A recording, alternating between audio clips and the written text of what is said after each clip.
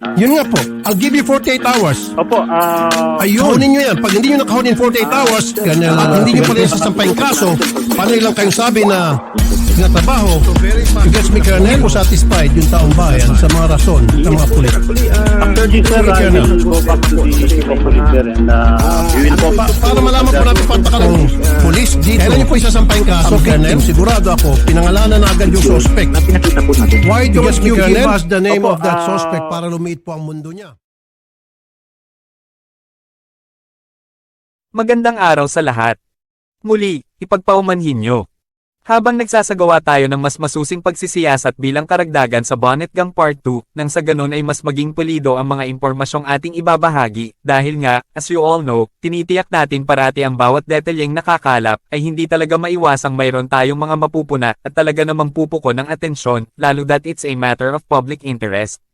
Bagamat hati talaga ang aking opinyon hinggil sa bagay na ito.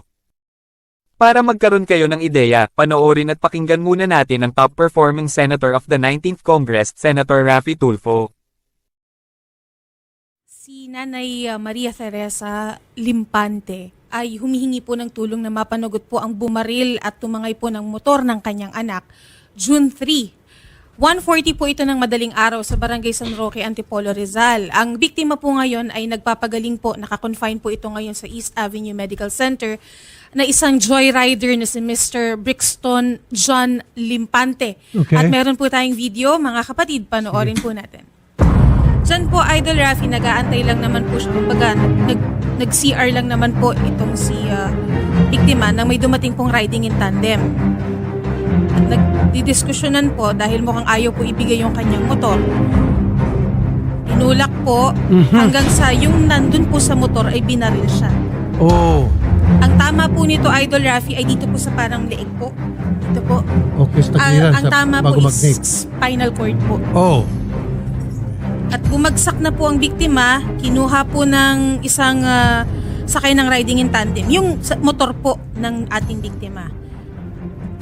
ayun. Saka po tinangay. Okay. At meron na ba tayong mga suspect? Yes po, magbibigay po ng update sa atin ng Chief of Police po ng Antipolo Rizal PNP. Ngayon po, nasa Very linya good. po natin yung nanay po ng biktima. Ayan po, si Nanay Maria Teresa po.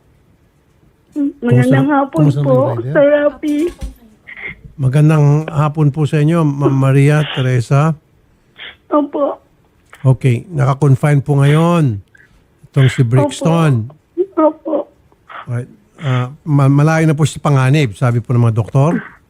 Ay, hindi pa rin po eh. Sige, siya po ay nasa, wag natin siguro munang banggitin yung ospital.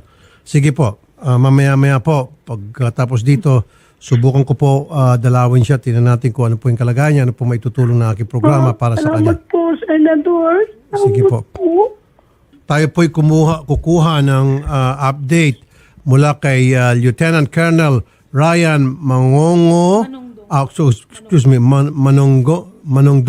Siya po ang Chief of Police ng Antipolo Rizal. Colonel Ryan, magandang hapon po, sir. Sir, magandang hapon po, sir, at sa lahat po ng nanonood at nakikinig po sa inyong program. Colonel, meron na ho ba tayong update tungkol dito sa kaso ni Brixton? Sir. Yes po, actually, sir, may portutunguhan po, no? Kasi sabi nga, yung medical certificate na lang po ng ating pong biktima ang ating inaantay upang may sampa natin yung ating complaint against dito sa dalawang suspect. Although, ang meron po tayo ngayon, napakalinaw po, ay identified na po natin yung gunman niya. Ayun. So very positive na po kayo doon sa gunman. Yes po, sir. Actually, si Brixton mismo nag-confirma po, no? Kasi may mga ang kwento po nito, Senator, is yung ginamit po nila na motor nung inatake nila si Brixton ay umirik nung paalis po sila.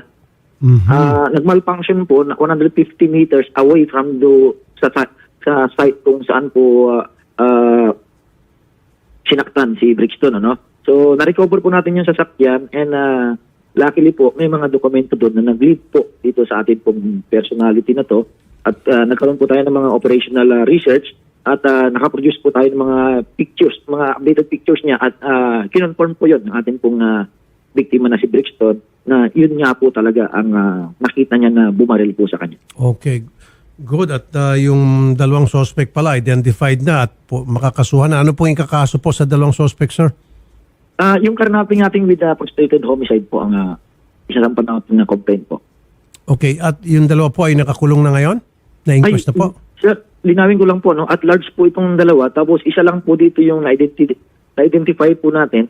Kasi nga iyon lang po yung positively identified po ni Brixton po. Okay. May pangalan po tayo? Yes po, pero hindi po siguro appropriate na i-divulge ko po dito sa concert. Hindi, meron na po tayong pangalan. Paano po natin nakuha yung pangalan? Dahil po doon sa motor na naiwan? Na Yes po, nagtumirik? yes po. Kasi may mga dokumento po doon na naiwan, mga deed of sale, mga IDs po. Siguro sa pagmamadali po ng suspect, hindi na po niya naisip. Ang mahalaga sa kanya is makatakas doon sa area kung saan po nila ginawa yun kay Brixton po. Okay.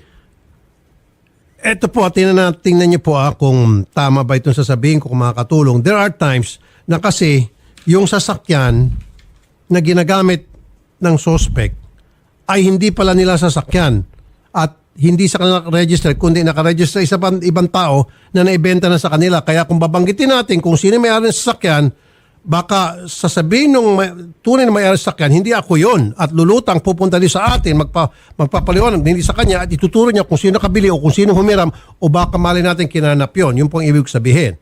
Yes po, naintindihan po natin po yun na Senator. No? Actually, may deed of sale po sila doon. Parang pangatlo na itong suspect natin na nagmamayari. Tapos, ito po ay nag-operational research po kami. Pumunta po kami ng Pasig kung saan po naka-address ito. At may mga nag-confirm nga po doon na yung suspect po natin ang gumagamit ng sasakyan. Kaya po tayo nakakuha po ng pictures na pinakita po natin. Why don't you give us the name of that suspect para lumiit po ang mundo niya? Sir, ang is-okay po namin, sir, pag na-file na natin yung complaint. Sir, sorry sir I don't see any reason kung bakit natin itatago yung suspect and the reason, dahilan kung bakit gusto kong mailantad na yung pangalan ng suspect para lumit ang mundo niya kung talagang siyang suspect at kung hindi siya suspect, kung wala siyang kinalaman sa krimen, lumulutang po yung taong inosente na nababanggit yung pangalan para sabihin, hindi ako yan, pinahiram ko lang yung sasakyan kong yan o binenta ko lang yan kung kanino, I'm not that person. Pero, please, sir, yun po yung standard operation procedure po natin, sir, na hanggang di po natin isasampay yung complaint, sir. Anyway, sir, identified naman po natin to, na-confirm naman po ni Brixton. Now, I'm just doing my job here. Now, it's up to you kung ayaw niyo pong ilantad yan. I cannot force you. At saka ako po yung nagtataka, bakit niyo po tinatago ang pangalan? Buti sana kung pagsampa niyo ng kaso, mahuli niyo agad yung tao. Di ba nagtatago ng tao? Maliban na kung sabihin niyo na yung tao ay kinikeso niyo at huli niyo na, then don't mention the name. Is that the situation? Sir, Colonel. may policy po kami na bawal po kami mag-disclose po. Hindi Sir, po, I know. Well, that's your policy.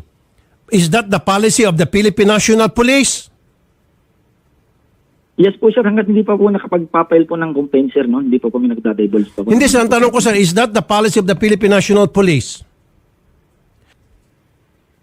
Now, kung yan po yung patakaran ng PNP, ng buong kapulisan, na huwag ibigay ang pangalan ng mga suspect hanggat di napapile, then I will respect that. Pero kung yan ay patakaran mo lamang, then I have to question that. Because if you mention that name, that person, madali na makita ng mga kapitbahay.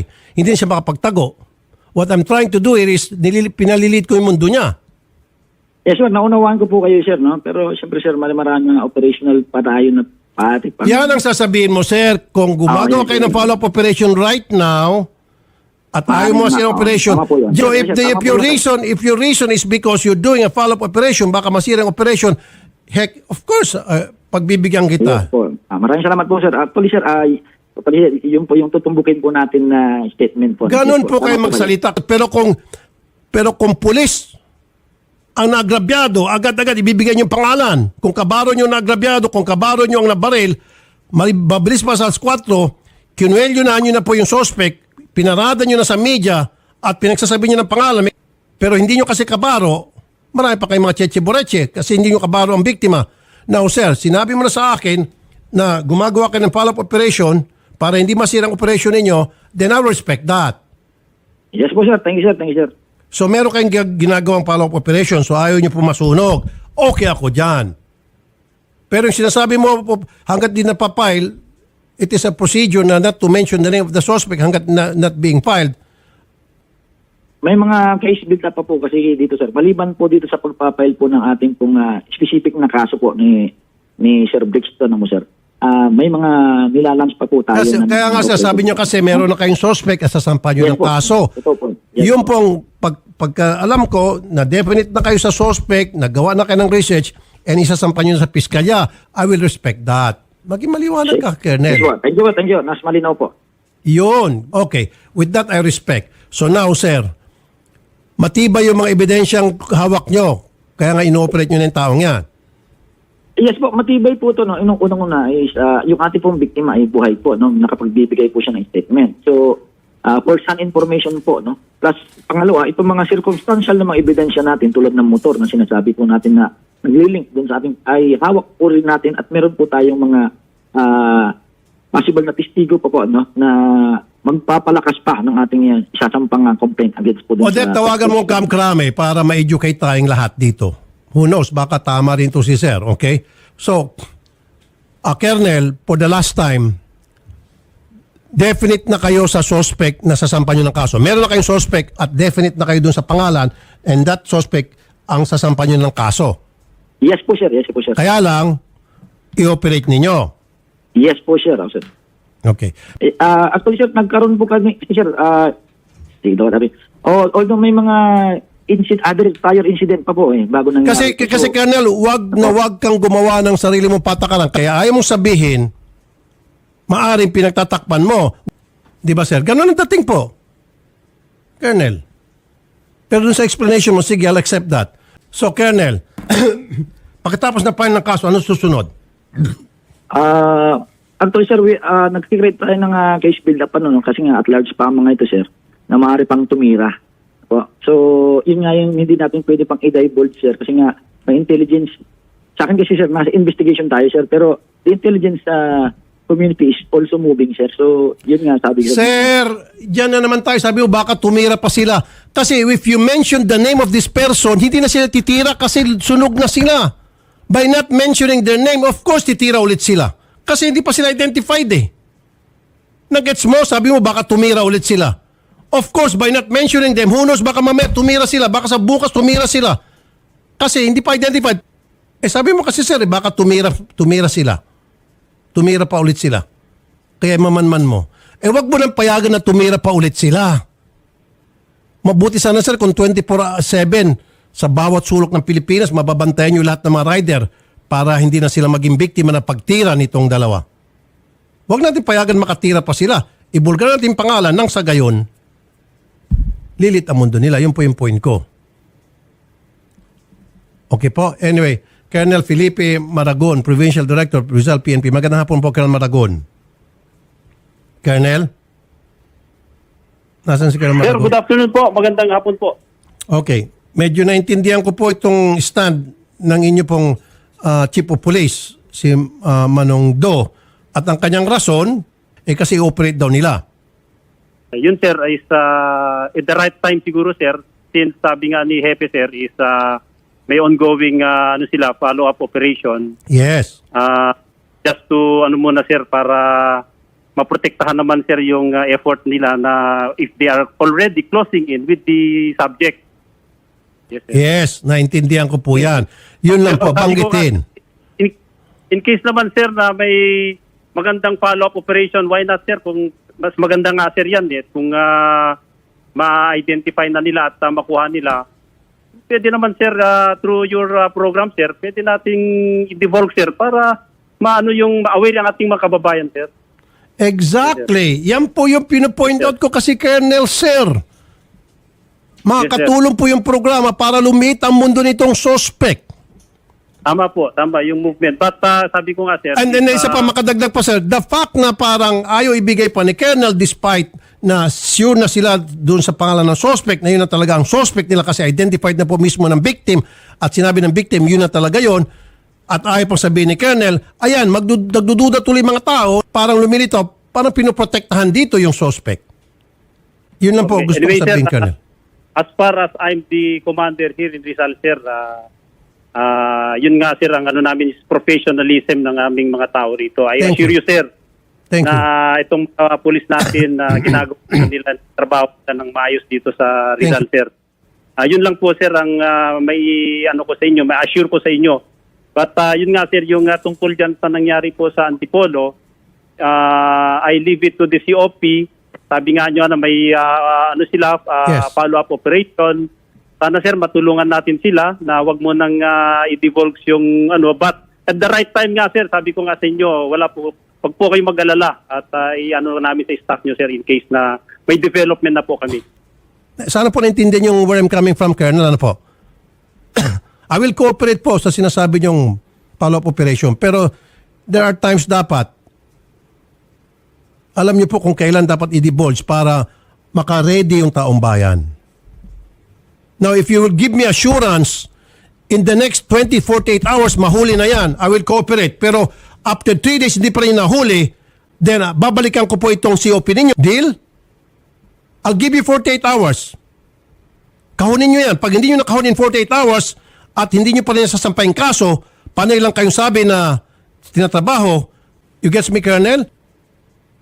Opo, Hindi po satisfied yung taong bayan sa mga rason ng mga pulis. Sabi ko kanina, kung pulis dito ang victim, sigurado ako, pinangalanan na agad yung suspect. Sige, Colonel. Bigyan ko kayo ng ilang araw. Pero pag dumating po ng more than 3 days at ayaw niyo pa rin ibigay ang pangalan despite the fact na sigurado na kayo kung sino yan at hindi niyo pa rin po na-operate and then mabalitaan ko lang nakatakas na nagtago na sa probinsya, the shit will hit the fan. I'm sorry for the word. At ipapatawag ko po kayo sa Senado, lahat kayo dyan, at sasabihin kong reason at kailan maglatag na kasamang NAPOLCOM yung tamang protocol kung paano ba i-handle yung ganitong klase mga kaso. Okay, Colonel Ryan, kailan niyo po isasampa yung kaso? Sir, pag na-acquire namin ngayong araw na to sir, yung medical certificate sir, nakasasampa na po natin yung Anong araw po? Anong oras? actually sir, inaantay na lang natin sir, yung medical certificate na lang po ang problema na po natin. Ang problema. Ang inaantay po natin sir. So, medical certificate. Anytime sir. Kailan niyo po makuha yung medical? Okay, sabihin po natin mamayang 5 o'clock makuha yung medical certificate. Kailan niyo po isasampa? Hanggang alas 5 lang po ang isasampa namin bukas na sir. So, isasampa niyo bukas. So, makuha niyo medical certificate 5 o'clock, isasampa niyo bukas ng umaga sa piskalya. Yes po sir. Kahit na Sabado. Habulin namin ngayon sir, basta makuha namin yung Okay, sige. So, pag pumunta ako sa piskalya by 5 o'clock, makukuha ko na po yan. Yung Yes po, pangalan yes po. suspect. That I promise ya. Yes sir. You see? Nag-guess niyo po, Colonel Maragon? See, sabi niya, as soon as makuha ro niya yung death certificate, yun lang palang iniintay, hindi pala operation. Lumabas mismo sa bibig niya. As soon as mag-get yung birth certificate, isasampa ng kaso. At makukuha na yung pangalan. You see? Nafa-follow niyo po ito, Colonel Felipe? Kanina sabi niya, ino-operate na nila. Yung pala, hindi. Medical certificate lang palang ino-operate nila. You see the inconsistencies, Colonel? yes sir, that's why sir, after this, we will coordinate with sir, tatawagan ko ngayon mismo sir si You should and you must. Colonel. Gusto ko po, isa sa mga legal team natin pumunta dun sa fiscal's office, basahin. Baka mamaya masyadong malambot yung complaint at mabubutasan. Hindi pwede. Ngayon pa lamang, nagdududa na ako eh. Nagdududa na talaga ako and you cannot blame me. So, Colonel, pakitutukan din yung kaso, Colonel Felipe, sir. Opo sir, tutukan ko po sir. And, Kausapin niyo po yung chief of police niyo po, Colonel. Opo. Asahan ko po. Sige, salamat po, Colonel. Tulad nga ng ating tinuran, hati ang aking sariling opinyon hinggil sa isyong ito. Alam kong ramdam din ninyo ang frustration ni Senator Raffy Tulfo, particular na sa ganitong issue. May katwiran ba siya? Of course, may katwiran. Yung mga taong makasarili lang naman na walang empathy ang hindi makakaunawa na walang pagpapahalaga at malasakit sa kapakanan ng iba ang magsasabing hindi makatwiran. Ang ganitong mga tao ang hindi nakaka-appreciate at parating masama ang pagtingin kay Senator Tulfo. Sa kabilang banda, tulad ko, tulad ni SRT, at tulad ng napakarami pang iba, gugustuhin din ba ninyong malaman ang katauhan ng suspect? Personally, ang pagnanais na malaman ang pagkakakilanlan ng mga suspect ay napakahalaga para sa akin bilang isang mamamayan. Ito'y maaaring maging paraan ng pag-iingat para sa mga tao upang maiwasan ang mga mapanganib na individual at sitwasyon. Aside from that, pagpapakita rin kasi iyon ng transparency at accountability sa proseso ng katarungan, hindi ba? Sumunod, public safety. Sa mga kaso ng krimen tulad ng homicide, ang pagkilala sa mga sospek ay maaaring magbigay ng katiyakan at kaligtasan sa publiko sa pamamagitan ng pagbibigay ng impormasyon at babala. Eto ha, bibigyan ko lang ng emphasis. Kahit na mahalaga ang pagiging vigilant at pagkakaroon ng awareness ng publiko, mahalaga pa rin ang pangunawa sa prinsipyo ng presumption of innocence. Alam nating lahat ng individual ay dapat tratuhin na may paggalang sa kanilang karapatan hanggang sa sila ay mapatunayang may sala. Kaya't nauunawaan nating ang pagsasapubliko ng impormasyon tungkol sa mga sospek ay dapat na maingat na balansehin upang hindi malabag ang kanilang mga karapatan habang pumuprotekta sa katiwasayan at kaligtasan ng komunidad.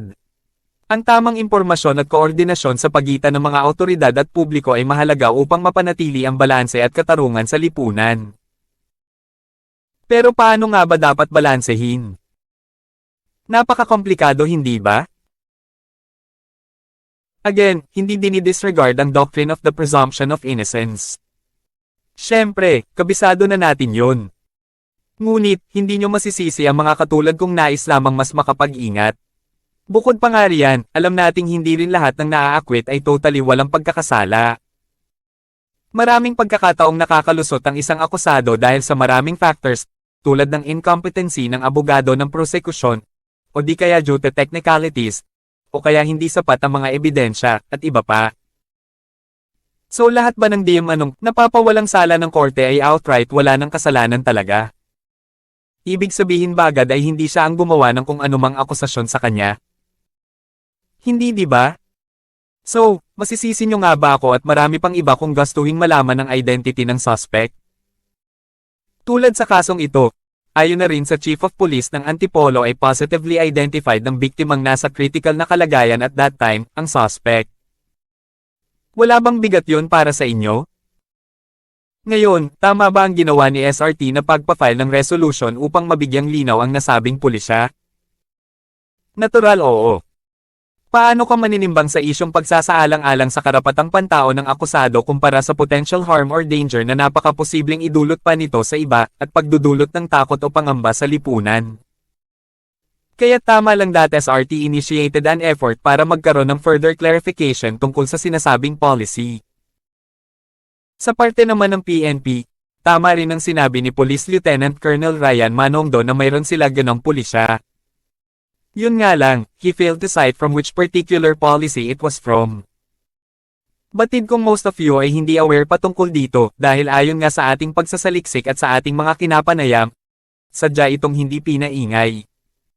Dagdag pa riyan, bukod nga sa call to action ng ilan, nagpahayag ang dating pamunuan ng hinanakit laban sa mga mambabatas as if portraying demoralization. At ito raw ay bugso o dulot pa, allegedly ng pambubuyo o pag-udyok ng isang pribadong individual na nagresulta nga sa pag-i-issue ng polisiyang ito. Ngunit ang tanong, bakit nga ba gano'n na lang ang hinaing at frustration hindi lang ng mga mambabatas kundi ng majority sa atin? Lalayo pa ba tayo? Halos araw-araw na lang tayong nakakapanood at nakakarinig ng mga balita tungkol sa masasama at mga kapalpakang ginagawa ng mga pulis. Paano pa ang mga insidenteng hindi nakakarating sa media? Dapat bang ikatuwa yon? Bagamat aware din naman tayong hindi lahat ay ganon, pero masisisi ba ang publiko? Natural, hindi. Ganon pa man, anong magagawa natin? Desisyon nilang gumawa ng hindi maganda. Halimbawa na nga ang isa sa mga kasalukuyang iniimbestigahan sa Kamara. Litaw na litaw kung gaano ka-severe ang walang pakundangang paggawa ng mali ng mga nilalang na ito.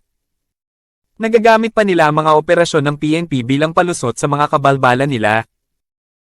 Wala silang takot, ni hindi rin makitaan ng pagsisisi man lang sa ginawa nilang pag-set up at pagpatay.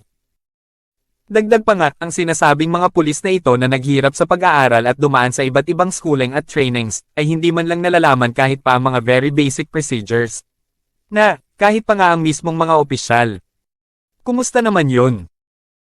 Narito, tunghayan natin ang ilan sa mga halimbawa maliban sa mga napapanood mula sa mga balita na involvement ng mga pulis sa iba't ibang mga illegal activities. Pwede ka bang tumayo, Police Staff Sergeant Michi Perez? Mr. Laresma, sabi mo, babae yung bumaril sa kapatid mo. Opo. At base sa team leader, isa lang yung kasama. Opo. Yan bang policewoman na yan ang sinasabi mo? Siya po, sigurado po ako. Okay, thank you, Mr. Chair. So katext mo si Laresma. No, Your Honor. Paano ka nag-post sa kanya na bibili ka? Your Honor, Paano mo siya na-contact? humigit kumulang, Your Honor, 640 ng... Hindi, tinatanong kita, paano mo na-contact si paano mo siya nagsabi, paano mo nasabi na, magkita tayo dito sa tulay kasi bibili ako ng droga. Your Honor, yung confidential asset po yung kausap niya. Hindi, Balik, paano nga kayo magkikita doon? Paano mo siya na-contact? Kasi po sure ka, di ba? Yes, So, sir. siyempre, may contact ka doon para sabihin na, sige, magkita tayo dito, bibili ako. Parang gano'n, di ba? O, paano mo siya na-contact? Sir, ito, yung confidential asset po namin, yung alpha namin po yung kausap niya. Bali, sir, nung kausap niya, ibinigay na sir niya yung description ko, sir. Yung suot ko. And then kasi sabi niya, nung ni Brian, na pupunta na siya doon sa Mr. area. Yes, Congressman, ako please. Sa dami na ng inimbestigahan natin na illegal buy bust, may participation palagi ng confidential agent. At yung confidential agent na yun na nagtuturo doon sa subject na buy bust operation. May I ask, Mr. Chair, pwede ko bang tanungin yung si Madam Michi? Sino po yung confidential agent po ninyo?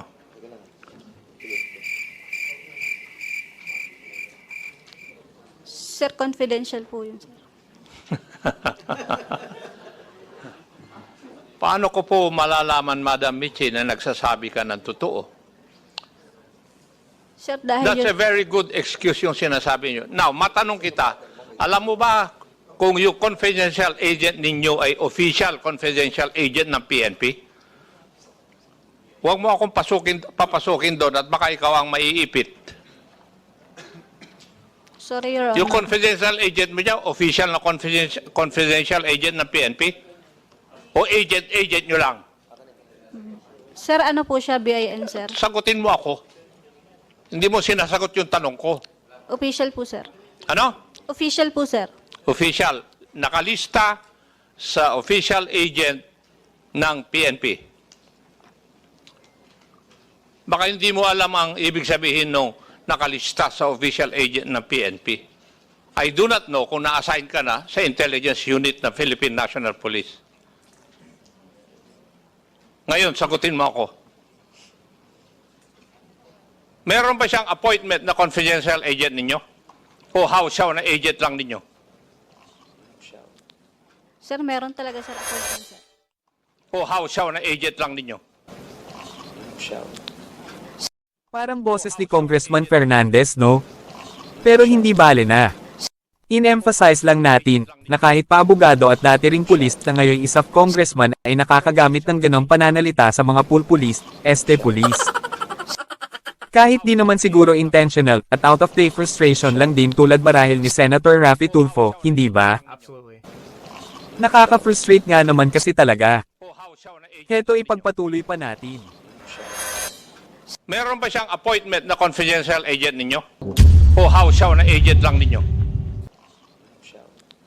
Sir, meron talaga, sir, appointment, sir. Mr. Chair, may I request whoever is in possession of that authority that he or she is a confidential agent be submitted to this committee? Yes, we'll be Because asking if for that. she is found lying, kagaya ni Honorable Paduano, papako-cite in contempt ko rin siya. Yes. Thank you, Mr. Chair. Yeah, Michi, with the indulgence of Congressman Basita. Pagbigyan nyo na ako dito. Bago tayo magpatuloy, Nais ko lamang ibahagi sa inyo ang aking opinyon hinggil sa pagkumpel sa pulis na i-reveal ang so-called confidential informant, kaugnay sa pangyayari o isyong tinatalakay, kung saan, ayon na rin sa report mula sa investigasyong bunsod ng directive mula sa regional director, lumalabas na wala talagang lehitimong police operation ang naganap na siyang dahilan na nauwi sa pagpanaw ni Mr. Brian Laresma. Naglaro talaga sa isip ko ang partikular na bagay na ito. Na, pagpapareveal sa so-called asset or confidential informant ng mga pulis, ng mga kongresista. Naintriga tuloy ako sa extent ng kapangyarihan ng Kongreso. I haven't actually dwelt in this before, just now. Out of my curiosity, I explored the guidelines for conducting inquiries by the House of Representatives, to gather information and evidence for the creation of new legislation. As indicated, the power of the legislators is in accordance with Section 21 Article 6 of the Constitution. The document provided to me by a good friend, which I cannot show you, sorry, shows a consolidated and outlined rules that govern the conduct of such inquiries. That includes the initiation, petition by members and non-members, preliminary determination, executive meeting, internal rules, appearance of counsel, compulsory attendance of witnesses, record of inquiry, contempt, rights of witness, rights of persons affected by a hearing, etc. On top of all that, there's this one section that intrigued me the most. The Rule of Procedure and Evidence. Accordingly, in the Rule of Procedure and Evidence on Section 9 says that, if the subject of inquiry may involve the commission of a criminal offense, or may affect the integrity and honor of any person, the rules of procedure and evidence applicable in judicial proceedings apply. In other matters, the provisions of the rules of court apply in a supplementary manner. See, isn't it interesting? Alam naman nating hindi naman korte ang Kongreso, be it lower or the upper house. Pero ano nga ba ang sinasabi rito? If I am gonna interpret that, I would say na, kapag ang subject ng investigasyon ay may kinalaman sa potential o posibleng paglabag sa batas kriminal, o maaaring makaapekto sa integridad at dangal ng sinumang tao, same rules of procedure and evidence na ginagamit sa court trials ay dapat ma-apply. Ibig sabihin, sa panahon ng pagkukonduct ng legislative inquiry, ang mga proseso tulad ng pagpe-present ng evidence, pagtatanong sa mga saksi o cross-examination, at pagprotekta sa mga karapatan ng mga individual ay nararapat na i-observe at sumunod sa standards na itinakda for judicial proceedings. Halimbawa, nagko-conduct ng inquiry on police misconduct or irregularity. Kung ang mababang kapulungan ay nagsisiyasat hinggil sa kaso kung saan mga pulis ang accused, and might lead to criminal charges, nararapat na ma-apply ang paggamit ng rules of court. Dapat silang maingat sa pangangalap ng mga ebidensya. Hahayaan ng mga akusadong pulis na may pagtanggol ang kanilang mga sarili, and make sure everything is fair. Kung tama ang ating interpretation, malamang ay yun ang dahilan sa likod ng nasasaksihan nating karaniwang nagiging takbo ng pagdinig, mapakongreso man o sa Senado, na tila nagbimistulang korte. Yan ha. Balik na tayo sa tanong, kung may basehan nga ba ang pagpapareveal sa confidential informant. Kinailangan ko lang talagang daanan ang topic na yon. Dito sa atin, ang pagkumpel sa resource person during a congressional investigation na i-reveal ang confidential informant, involves balancing legislative oversight with the protection of sensitive information. Uulitin lang natin ha, ang ating Kongreso ay may kapangyarihang mag-conduct ng mga investigasyon in aid of legislation under Article 6 Section 21 of the 1987 Constitution. This grants them the authority to summon witnesses and require the production of documents relevant to their inquiries. But to be fair, nais kong ipakita sa inyo itong concurring opinion penned by the then former Supreme Court Associate and eventually Chief Justice, Renato C. Corona, mula sa Supreme Court and Bank dated March 25, 2007, with GR number 180643. Part of which, stated, and I quote, "The incorporation of the rule on legislative inquiry in the Constitution, however, was not intended to authorize the conduct of such inquiries but to limit them and to forestall possible abuse." End unquote. Sinasabi nga, that the inclusion of the rule on legislative inquiry in the Constitution was not meant to give permission for these inquiries to happen, but rather to set limits on them and prevent potential misuse. Pero, ayan, may pero ulit. Sa bahaging ito naman, ipinahayag niyang, bagaman walang malinaw o tiyak na probisyon sa konstitusyon na nagbibigay sa alinmang kapulungan ng Kongreso ng kapangyarihan na mag-conduct ng investigasyon at mag-gather ng testimonya for the purpose of informed and effective legislation, ang power na yun ay hindi makakailang inherently part ng kanilang legislative function. In short, ang kapangyarihang makapagsagawa at i-enforce ang inquiry ay essential and suitable sa kanilang legislative role. Hindi makakagawa ng maayos, mahusay, at epektibong batas ang legislative body kung wala itong tamang impormasyon tungkol sa mga kalagayang nais nitong tugunan o baguhin sa pamamagitan ng batas. At kung may kakulangan sa mga kinakailangang info, which is often the case, wala silang magagawa but to seek out doon sa mga nagtataglay ng impormasyong ito. Base na rin sa mga nagdaang karanasan, yung simpleng paghingi ay kadalasang hindi sapat at yung mga volunteered info naman ay madalas ding inaccurate o hindi kumpleto. So, some form of enforcement ay talaga namang napakahalaga para sa kanila to obtain necessary information. Sasabihin bang contradicting ang statement na yun ni former Chief Justice Corona? Ni-recognize niya kung ano ang talaga namang nakasaad, but still, he has to make his stand. That's why. So, going back, may kapangyarihan ng mga mambabatas na, I would say, na i-compel ang Philippine National Police o PNP na magbigay ng impormasyon, kasama na ang mga detalye tungkol sa mga confidential informant under certain conditions. However, the disclosure of confidential informants is a sensitive matter due to the need to protect their identities and ensure their safety, as they play a crucial role in law enforcement operations. And, this is my favorite part. Siyempre laging may malaking pero. In cases where there are serious doubts, again, serious doubts daw, about the legality or truthfulness of police operations, tulad ng mga alegasyon ng fabricated evidence, or wrongful killings, ang ating mga mambabatas may have grounds to request information about confidential informants. This could be to verify the accuracy of police claims and ensure accountability, tulad nga ng ginawa nila. Given the circumstances, at least talking about sa kasong ito na kasalukuyang dinidinig sa mababang kapulungan, I could tell that there is a stronger argument for them to compel the police to reveal their confidential informant. Muli, I would like to give emphasis that, when there is substantial evidence suggesting that the police fabricated a story to cover up misconduct or a wrongful killing, the balance shifts towards the necessity of transparency and accountability. This is especially true if the evidence indicates that the alleged drug pusher na si Mr. Lar Esma was not involved in any illegal activity and was wrongfully killed by the police.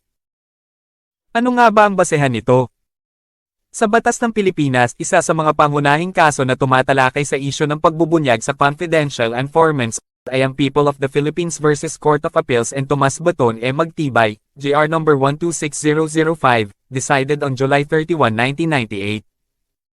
Sa kasong ito, binigyang diin ng Korte Suprema na bagamat karaniwang protektado ang pagkakakilanlan ng mga so-called alpha upang mapanatili ang kanilang kaligtasan at bisa, may mga pagkakataon kung saan kinakailangan ng pagbubunyag nito.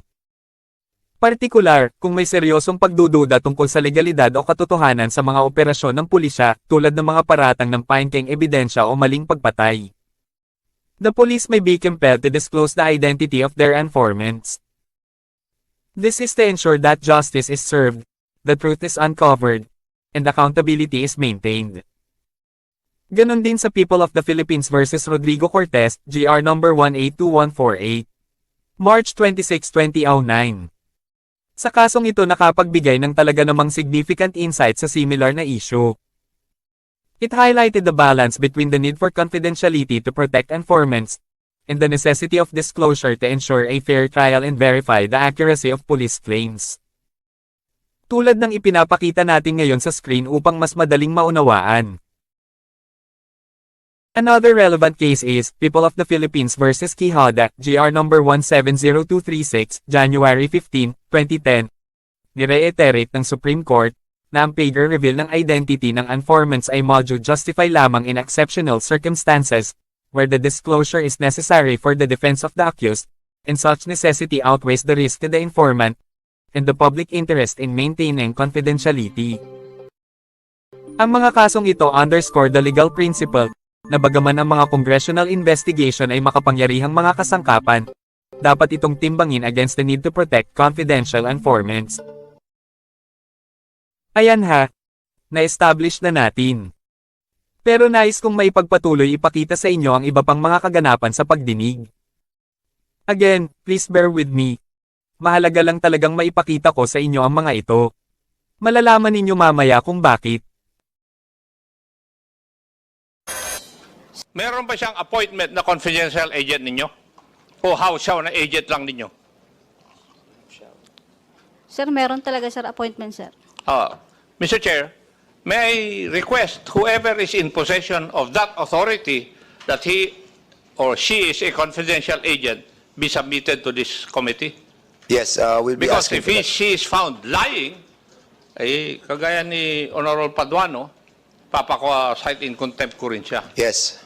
Thank you, Mr. Chair. Yeah, Michi, with the indulgence of Congressman Basita, I'm sorry, very crucial lang itong i-discuss natin.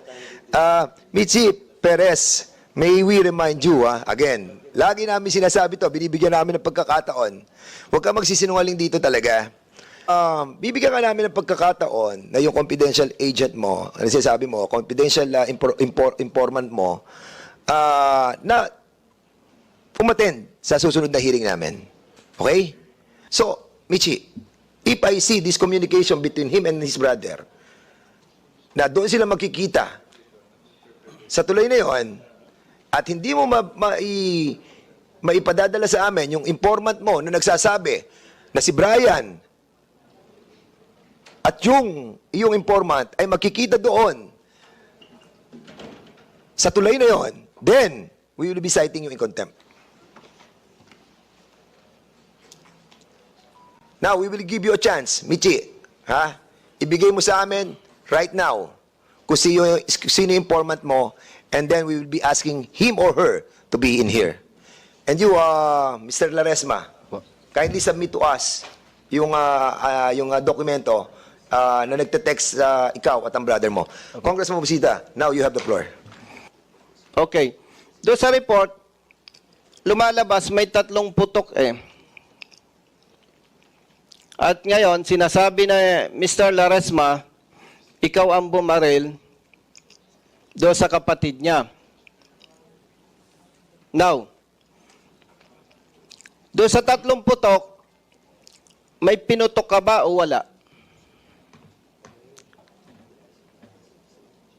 Meron, sir. Isa, sir. Isa. Sinong unang pumutok? Si Brian Laresma, sir. Ano ang gamit niyang baril? Caliber 38 po, sir. So yung kung 3 yung putok doon sa report, isa sa'yo, kanino yung 2 putok? Kay Brian po, sir. May anting ka ba? 5 meters, hindi ka tinamaan. Tama ba? Tama? Yes, sir. Napilitan na, sir, ako na paputukan, sir, si Laresma ng issued firearm ko dahil nasa panganib na, sir, yung buhay ko tsaka yung buhay ng kasamahan ko, sir. Sergeant Makaraig, Mr. Chair. Yes, sir. Totoo ba yung report na yung Bios green, walang plaka? Yes, Your Honor. Ganon din yung motorsiklo? Yes, Your Honor. Kanino yung Bios na kotse? RD. Mr. Chair, tama ba na pag nag-operate walang plaka? No, Your Honor. Okay. That's the very reason why we continue resolution number 776. Dahil itong resolution 776, ano lang to Region 4A lang to And prior to this, we have already a motion that was moved by Congressman Erwin Tulfo to extend, di ba, yung sa ibang region. Kasi mukhang napapansin namin na ginagamit talaga ang bypass operation to conduct criminal activities. And this committee will never allow such thing to happen. Kaya Ito nga, babala to sa ating mga kapulisan, no? So, hindi namin kayo titigilan, itong mga bad eggs, please. And to all the people, ano, mga ating mga kababayan na may ganitong klase ng problema, huwag po kayo matakot. Hindi kami natatakot dito. And I'm very thankful do sa mga people like you na nire-reveal yung mga ganitong klase ng insidente for us to validate. Thank you, Mr. Chair. May I know who was the team leader of that operation? Police Master Sergeant Juan Amparo Macaraig, Your Honor. Master Sergeant, did you follow or alam mo ba yung manual ninyo sa illegal drug operations?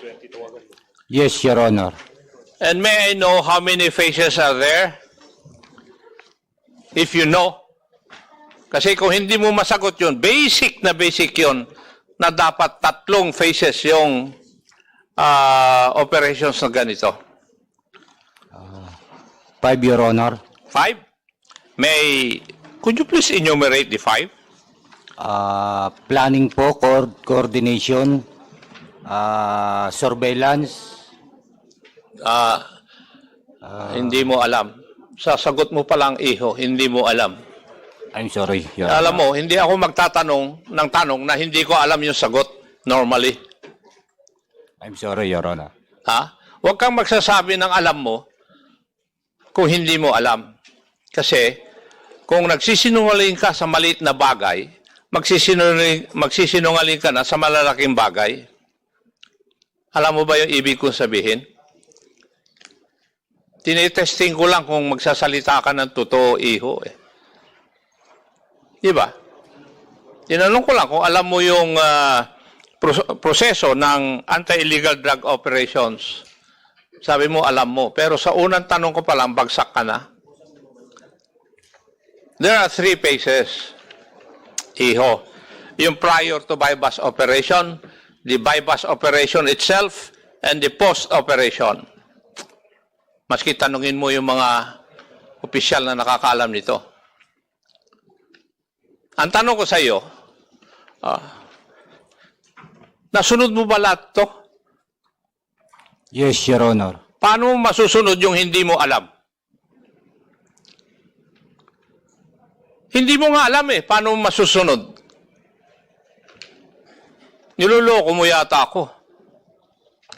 Nagkaroon, sir, kami Hindi mo nga alam yung proseso Tapos sasabihin mo sa akin, sinusunod mo? Paano mo susundin o susunod sa isang bagay na hindi mo alam? Kindly explain it to me. I'm sorry po, Your Honor. No. I'm sorry po, Your Honor. Sinabihan na kita ng una, huwag mo akong bulahin. Kasi, mas matagal ako sa pulis kaysa sa iyo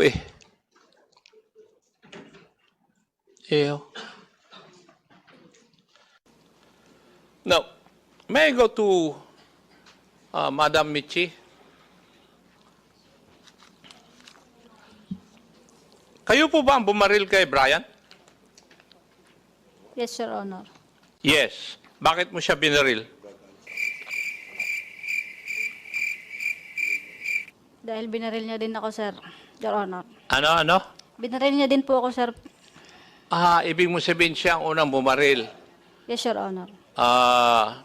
Ibig sabihin, kung nakikinig ako sa pagsasagot mo kanina, 2 beses siyang pumutok. Di po ba? Tama? Yes, Your Honor. So, magkasunod na putok yung pinutok sa iyo. Yes po, Your Honor. At a distance of 5 meters. Yun ang sinasabi mo kanina. More or less, Your Honor. More or less. Sige. So, ibig sabihin, hindi asintado si Brian, ikaw asintado dahil sinabi mo kanina, isang putok ka lang, pinatamaan mo sa paa para ma-disable siya. Tama po ba? Yes, Your Honor. Tama? Napakagaling mo, Iha. How many times do you practice shooting that firearm? Sir, kakatapos ko lang, sir, Hindi yun ang tanong ko. Hindi ko tinatanong sa iyo, Iha, kung kailan. Ang tinatanong ko, ilang beses kang nagpa-practice na magpaputok ng firearm mo na yan? Madami po. Ano sir, mga once a month sir.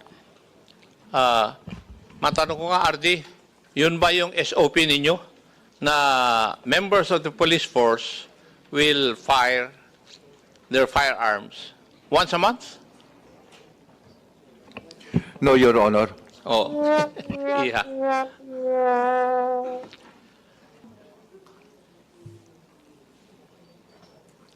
Kaya Iha, sa mga statement mo, hindi mo ako mapaniwala.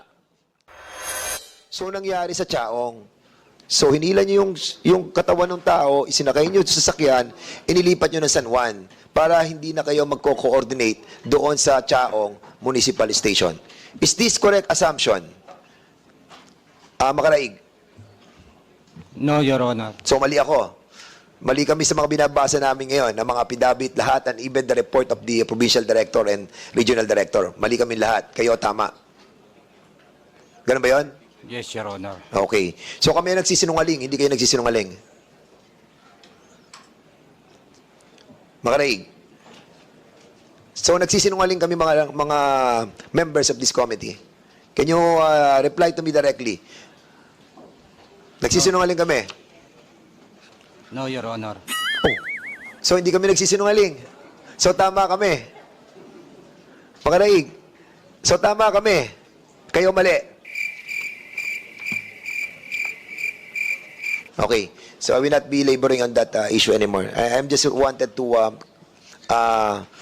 clarify on this hearing that the reason why we put back this resolution of Congressman Acop is dumadami na naman po report ng bypass operation sa amin. So, before we end, sige, Congressman Paduano. Thank you, Mr. Chairman. RD, tsaka PD. May paraffin result ba? Nakunan ba ng paraffin result yung ano?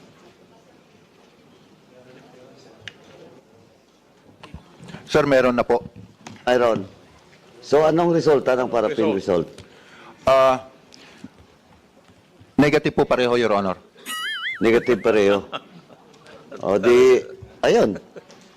Napakagaling mong bumaril, binaril ka. Perez ba? Perez. Pero nung lumabas yung paraffin result, paraffin test, negative. O saan ngayon ang pagpuputok ng biktima? O ito pa, sabi mo kanina, Perez sa mga pulis, alam nyo, hindi pa tayo tapos. No? In the next hearing, baka Thank you so much, Congressman Paduano. And let this be a reminder to all our members of the organization. Medyo mabigat po itong ating mga kinalalagyan. Nakakaawa po yung mga matitinong mga pulis na dadamay po sila. But we have to do this. We have to do this to cleanse the structure of our PNP. Just to give you a brief background, this clip was from a nearly 12-hour committee hearing. An inquiry into the violence, harassment, intimidation, and other criminal acts committed before, during, and after the conduct of the 2023 BSKE, in relation to the privileged speech delivered on the floor, on the alleged irregularities committed by the Philippine National Police in San Pedro City, Laguna.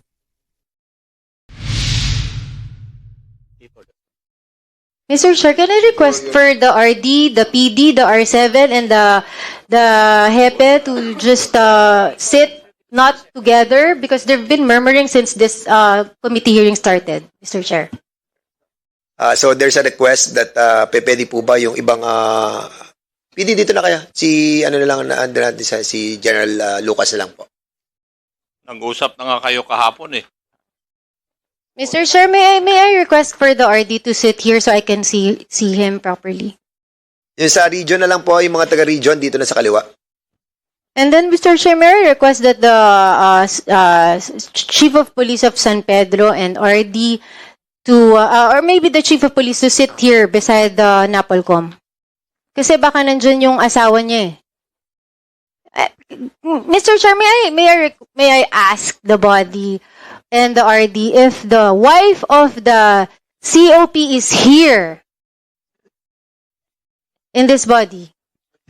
She was actually invited in this Is she hearing. also a Yes, officer resource of person, PNP? yes. Yes. Officer din ng PNP. Sa? Sa region. Administrative voter ng RD. Okay. Is she here today? RD, andito po ba? Wala dito. Okay. Your Honor, she is at present sa Asian Hospital, Your Honor. Bakit nasa ospital? Yun lang muna. Bakit na ospital? Is this for a check-up? Na emergency ba? Your Honor, meron siyang acute gastroenteritis, Your Honor, based sa medical certificate, Your Honor. Ano yun, Mr. Chair? LBM? So, according to this Asian Hospital and Medical Center, acute findings, acute gastroenteritis. Mr. Chair. Say, Congressman Busita, please. Napansin ko lang po, Mr. Chair, every time na may ini-invite po tayo, laging may medical certificate. And, Mr. Chair, hindi naman tayo kahapon lang ipinanganak and with respect to mga medical doctors, pag nag-approach ka naman sa doktor, sabi mo, masakit yan mo, sakit ang ano mo, syempre, Mr. Chair, bibigyan po kayo ng medical certificate. Mr. Chair, may I be allowed? You have the floor. Totoo ba na yung asawa mo naka-assign sa regional headquarters? Opo, sir. At totoo ba na naka-confine siya ngayon sa Asian Hospital? Hindi po, sir. Hindi po, sir. Well, akala ko ba may medical excuse siya? Opo, sir. Ano talagang, nasaan ngayon yung asawa mo? Sa ngayon, sir, nasa bahay po, sir. Nasa bahay. So, she was not confined. Opo, sir. And therefore, the doctor is lying. Ganun po ba? Okay. When were you assigned sa San Pedro Police Station? October 18 po, sir. Of 2023 po, sir. 2023. First question, were you the choice of the mayor? Yes, sir. Are you sure? You remember you're under oath.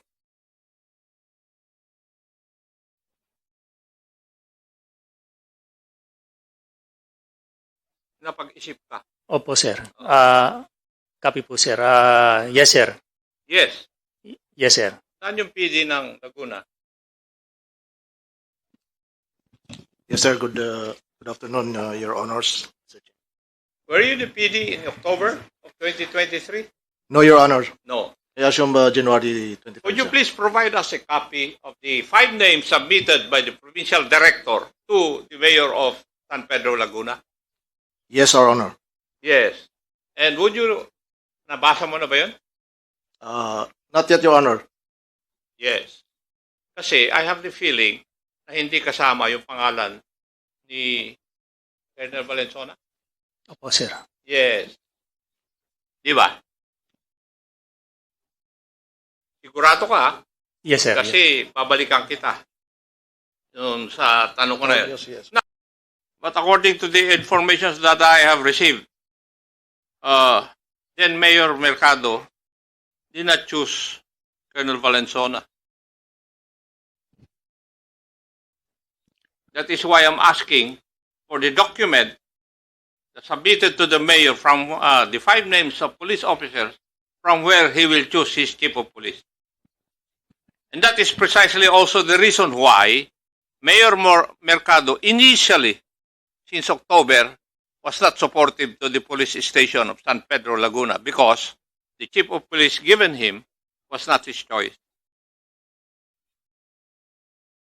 Tama ba, chief of police?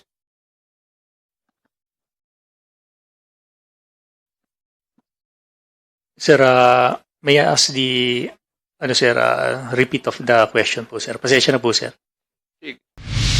Mr. Chair, Okay, Congressman Abante. I just please. would like to make a manifestation here. No, there is a memorandum coming from the National, Director General, that every chief of police should always go to the congressman for consultation. At distrito ko, Colonel Valenzuela, 3 ang station commander. Mga colonel din. All of these 3 station commanders came to me to discuss things with me, to consult with me. Oo, sapagkat loka, pag hindi nakipagkonsulta yan, papalitan ko yan. Papalitan ko yan. Do you realize, Colonel Valenzuela, that the congressman can actually ask for your relief in the city? Do you realize that, Mr. Chair? Yes, sir. Okay. Mr. Chair. So, I hope that Yes.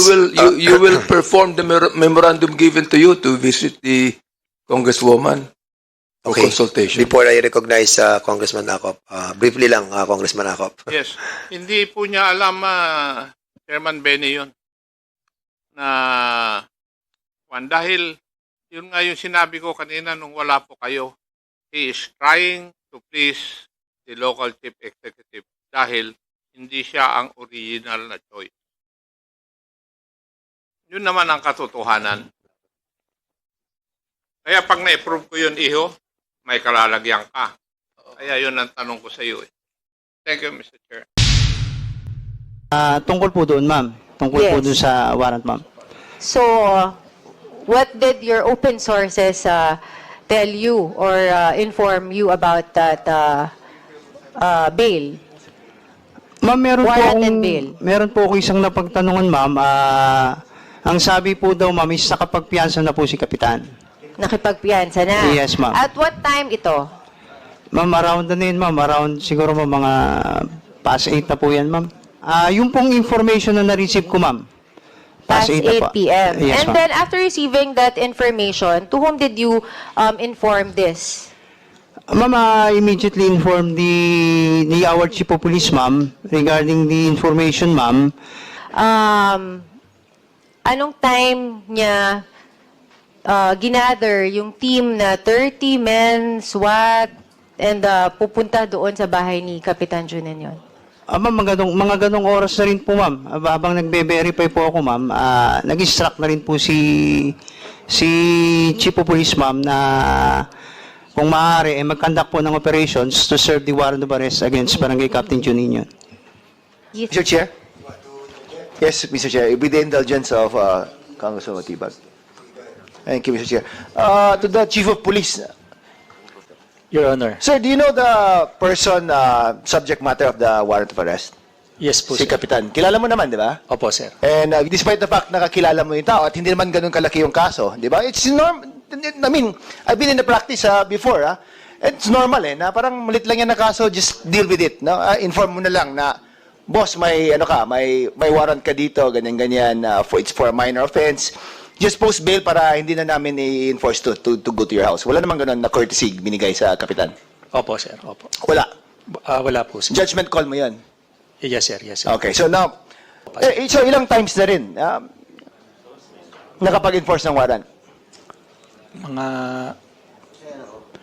handful lang siguro, sir. Ano? Handful, sir. Kasi Handful. Okay, in this handful of cases, how many times did you call for the SWAT team to be included in the enforcement of a search warrant, of a warrant of arrest? Depende po, sir, sa... I'm asking you, in the handful of cases that you handled, how many times did you call on the SWAT team to be present to enforce the warrant of arrest? Mga less than 5, Your Honor po, sir. You said handful, so that's 5. Yes, sir. Yes, sir. So in 5 times mo rin tinawag yung SWAT to enforce a warrant? No, sir. Depende po, sir, sa profile po, sir. Depends sa profile. Now, you know the person, Colonel Valenzuela? Tama ba? Opo, sir. Okay, now, what is the nature of the warrant of arrest that was, what is the nature of the case which resulted in the issuance of a warrant of arrest against the Kapitan? Sir, usurpation of authority. Usurpation to of warrant, authority. Okay, now, is that a violent criminal case, would you say? Your Honor, I think depende po dun sa... No, the nature of the crime he was accused of, is it violent in nature? Is it homicide, murder, physical injuries, whatever? No po, sir. No. Hindi naman? Yes, sir. Yes. Correct, di ba? And is the nature of the case, does the nature of the case involve the use of force, armed people, or ano? Does it involve that? The nature of the criminal complaint. The criminal complaint, sir, hindi ko po na-verify, sir. Yeah, but the nature of the case filed, example, usurpation of authority, does it necessarily include violence? Does it necessarily include guns? Does it necessarily include the use or abuse of superior force? It does not, correct? Yes, sir. Yes, sir. So, my question is, why would you go to the extent of calling in the SWAT? And how many armed personnel did you bring with you? Sir, 4 SWAT, sir. 4? Opo, sir. 4 lang? Yes, sir. Ilang mga armadong pulis pa ang sinama niyo? Meron akong mga intel and warrant officer, sir. Intel and warrant officers? Yes, sir. All in all, totaling how many people? 20, sir. 20. Just to enforce a warrant of arrest for usurpation of authority. Isn't that a bit too much, Colonel? Ayun po, sir, medyo nagkamali po siguro. Medyo sir, nagkamali. Sige. Thank you, Mr. Chair. Warrant officer, at what point in time did you receive the warrant? Good morning, sir. Sir, the warrant of arrest, nakita ko lang pa siya, sir, upon report sa station, sir, at around, bago po mag 8 o'clock ng gabi. Bago mag 8 o'clock? Yes, sir. And then, upon verifications po, dinala na po namin yung kopya kay Hepe. Yung pag-verify ninyo doon sa e-warrant, saan po kayo nagbe-verify? Sa opisina po namin, sir. Ano ang bine-verify nyo sa sistema? Yun pong status, sir, ng warrant o pare, sir. Yung status? Yes, sir. Whether it's standing or not, or nagbayad na ng piyansa? Yes, sir. Yes. Huwag mo akong biruin, iho, dahil trabaho ko yan nung ako ang chief ng CIS, eh. Yes, sir. Kaya, kasi, ang pinagtatako, bakit kayo aligaga o kaya very, very enthusiastic na iserve kaagad yung warrant of arrest upon receipt? Sir, it was the call of my chief of police, sir. Oh, that's the call of your chief of police. So, in other words, para bang sinasabi mo sa amin ngayon na kaya nyo sinerve yung warrant na katatanggap ninyo dahil utos ng chief of police? Ganun po ba? Yes, sir. Yes. Now, may I ask the chief of police, talaga bang utos mo na i-serve kagad yung warrant of arrest as stated by your warrant officer? Pina-verify ko po muna, sir. Ay, hindi. Sagutin mo muna ako. No? Yung tanong ko ang sagutin mo. No, sir, dahil pina-verify ko po muna, sir. Pine-verify mo. Binirify na nga niya raw eh. Hindi ba dapat ang pag-verifyan mo talaga para magkaroon ng guarantee ay yung court of origin? Kasi nandito rin yung galing sa court na dated April 18 na nakapagbayad na ng piyansa si chairman. Ang nagtataka ako, Hepe, is that bakit kayo nagmamadali na i-serve yung warrant of arrest? Di ba? Bakit kayo nagmamadali? Eh, siya ay kapitan. Hindi naman tatakas. Kaya pinagtataka ko yun eh. Kasi sa amin, noon, tinitignan namin yung pina-prioritize namin kung ano yung aaksyonan namin na warrants of arrest na pinapadala ng korte sa amin. Kayo, para bang ang bilis niyong aksyonan? At kung gano'n ang aksyon ng inyo, ng kapulisan, eh meron kayong dahilan. Di ba? May dahilan kayo. Bakit usurpation of authority pa lang yan, kilala pa ninyo, inamin mo kanina, nakilala mo si Kapitan, may numero ka ng kanyang cellphone, eh pero sinentro nyo kaagad eh. Upon receipt ng 8 o'clock, that day, sineserve nyo na yung warrant. Di ba? Parang nagmamadali kayo eh. So, kahit na sinong tao, magtataka. Diba? Bakit para bang sinasadya nyo o talagang sinisentro nyo na arestuhin talaga si Kapitan? When in fact, he's a barangay captain. Kilala ninyo. May number kanya. Kaya may dahilan kung bakit kayo nagmamadali nung araw na yon para arestuhin si Kapitan. And you cannot check on that moment because that's 8 o'clock in the evening. Walang opisina. Di ba? Posible, sir. No. Yes, sir. No, hindi pwedeng posible, ha? Yes, sir. Yes, sir. Naniniwala ka ba doon sa information o hindi? Yes, sir. O, kaya nga, sinabi mo kay Hepe. Yes, sir. Now, Hepe, may informasyon na pala na nakapag-bail na. Ba't tinuloy mo pa? Tapos, gabi na, sinerve nyo. Di ba?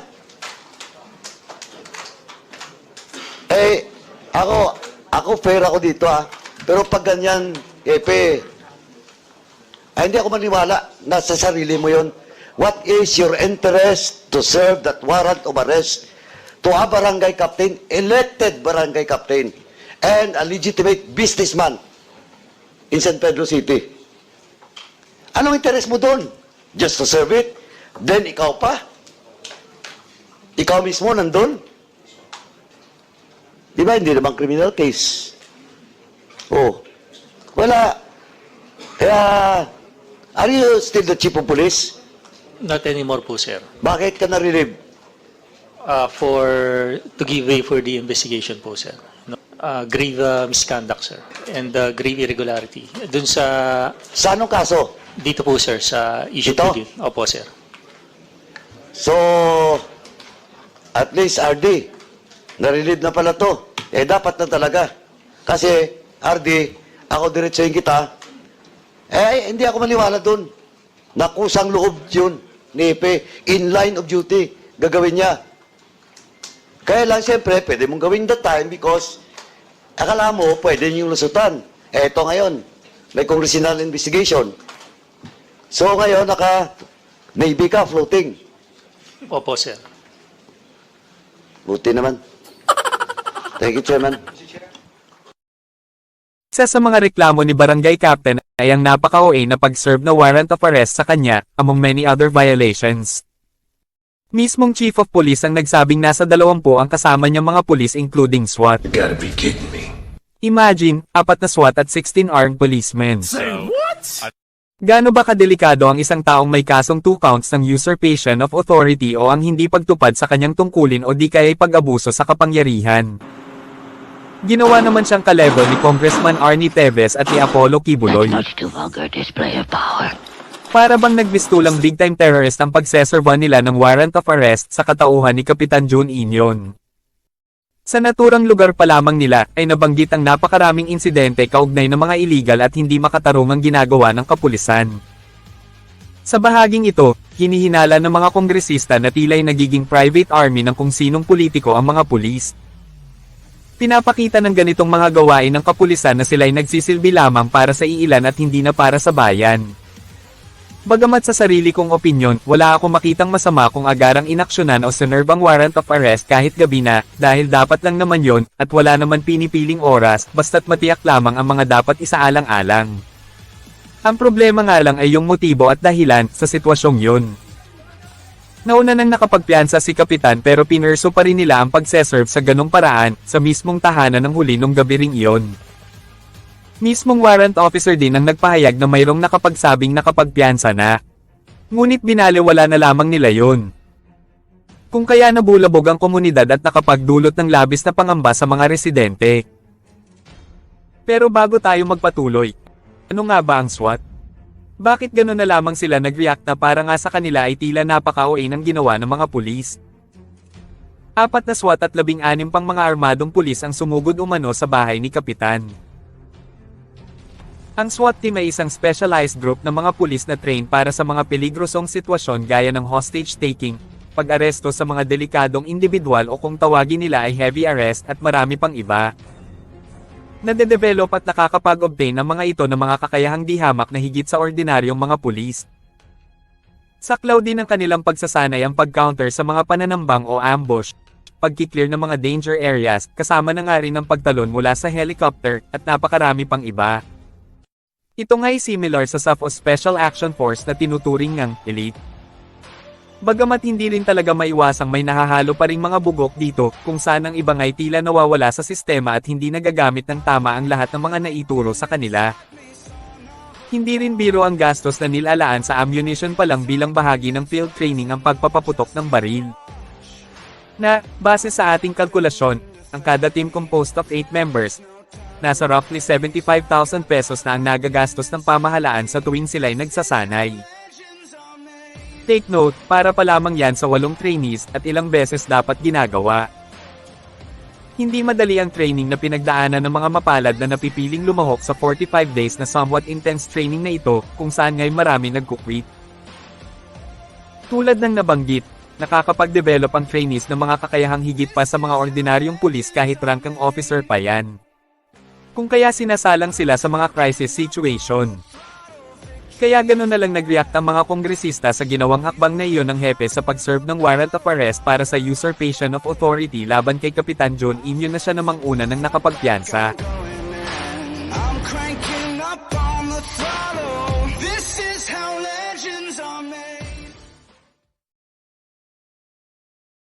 Ang angas, di ba? Ang galing, no? Sa ating personal na karanasan, masasabing sadyang napakahirap lalo na ng mga physical activities na obligado kang gawin. Masasabi kong isa ito sa pinakamagandang training na ating natunghayan, kung maisasaayos lamang ang sistema, at hindi ginagawang compliance lang. Marami kasing tao kahit pa sa law enforcement agencies ang hindi nakaka-appreciate nito, na isang bagay na talaga namang nakakalungkot. Walang shortcut dito para sa isang may desire talagang matuto at makapagsanay ng buong isip at puso.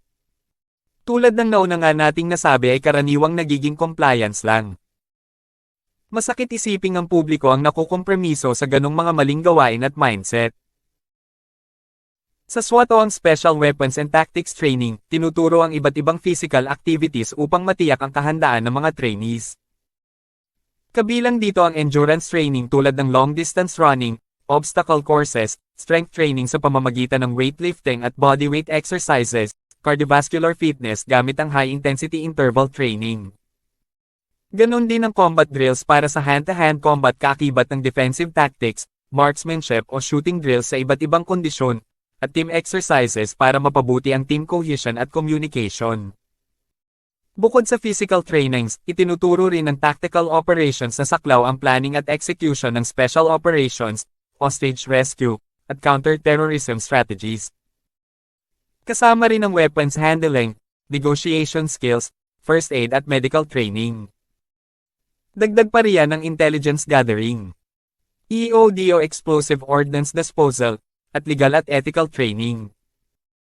Kilala ito bilang isa sa pinakamahirap na training programs dahil sa intense physical demands, mental stress, at emotional challenges. Marami ang sumusuko dahil sa patuloy na physical exertion, high-pressure simulations, at isa sa most neglected ang coping with simulated life-threatening situations. Napakahalaga ng disiplina sa bawat aspeto ng pagsasanay upang matiyak na ang bawat miyembro ay may mataas na antas ng professionalism, accountability, at adherence sa mga alituntunin at regulasyon. Ito ang isang bagay na tila nagkakaroon ng amnesia ang iba aso na makaalpes dito na very evident sa kanilang mga gawi. Ilan sa mga problemang kinakaharap sa ganito ay ang resource constraints, logistical issues, at hindi mapatid-patid na corruption. Lahat ng lang na makitaan ng pagkakataon ay sinusunggaban. Hay nako! Ang kakulangan ng budget para sana sa state-of-the-art equipment at training facilities, insufficient supply ng mga armas, ammunition, at protective gear, at ang so-called padrino system o lagayan upang makapasok o makaraos sa training ay ilan lamang sa mga ito. Hindi maikakailang may mga trainees na nakakapasa na pakuya-kuya-koy lang ang ginawa, bagay na nagdudulot ng kompromiso sa kanilang kahandaan at kakayahan. Ano pa nga ba ang magiging resulta nun? No-brainer, natural ay magiging ineffective yon lalo na sa pagtugon sa mga critical situations, na posibleng maglagay sa publiko sa panganib at magdulot ng malawakang pinsala, or worse, kamatayan. Nakakasulasok pa ay ang katotohanang may mga tila nagiging status symbol na lamang. Siyempre nga naman napaka-prestigious na mapabilang sa tinaguriang elite unit na bagamat demanding, ay napaka-rewarding naman. Yun nga lang, gusto lang ng iba ang reward imbes na sana ay para sa career advancement, o di kaya sa interest sa specialized skills and tactics. Pero anong magagawa natin? May mga tao talagang nilalamon ng sistema sa pagiging ganid at gaaman. Kung tutuusin nga'y para lamang ito sa mga lehitimong handang mag-commit sa mataas na antas ng serbisyo at kahusayan. Maaari ring personal challenge sana. Higit sa lahat, ito'y para lamang sa may buong pusong pag-aasam to serve the community in high-risk and high-impact situations habang pinapanatili ang integridad at disiplina sa bawat operasyon. Isiningit ko lamang ang mga bagay na ito to give emphasis sa napakalaking problema ng organization. Tutal ay nabanggit din naman sa isyong tinatalakay kung saan ang mismong tagapagpatupad ng batas na dapat nagpapanatili ng kapayapaan at kaligtasan ay siya pang mga nagiging instrumento o sanhi at nangunguna pa sa mga kaguluhan. Muli, binibigyang diin at ine-establish muna natin ang mga problemang iniiwasang talakayin at pilit na kinukubli ng mga tao, lalo na ng mga galit kay Senator Raffy Tulfo nang sa ganon ay magkaroon ng dahilan upang tuligsain lang sa kanyang mga nagiging approach. Kung kaya mas mainam na maipakita rito ang perspektibo ng ibang tao patungkol sa ganitong bagay. Huwag po kayong mag-alala, papunta pa lamang tayo sa exciting part. So please bear with me. Kahit nabatid kong napakahaba nito, ay umaasa akong mayroon pa rin tayong mapupulot at sana'y nai-entertain kayo at the same time ng mga naibabahagi mula sa ating mga nasasaliksik at pakikipagpanayam. Another trivia. Alam ba ninyo kung ano ang isa pa sa mga napaka-common na dahilan kung bakit nagjo-join sa SWAT? Narito. Nag-SWAT training ako dahil mas mabilis ma-promote. Mas mabilis ma-promote.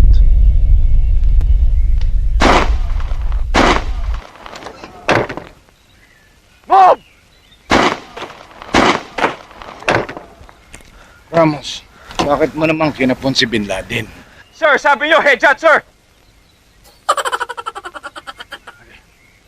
Go! Dinaan ko na lang sa ganito. But there's truth to that, unfortunately. Marami pa sana akong ibig ipakita sa inyo kaya lang sobrang haba na. I-upload na lang natin separately yung excess, total ay naka-ready na rin. Inalis ko na lang talaga dahil masyado nang hahaba. Pero heto, isang pa-bonus trivia.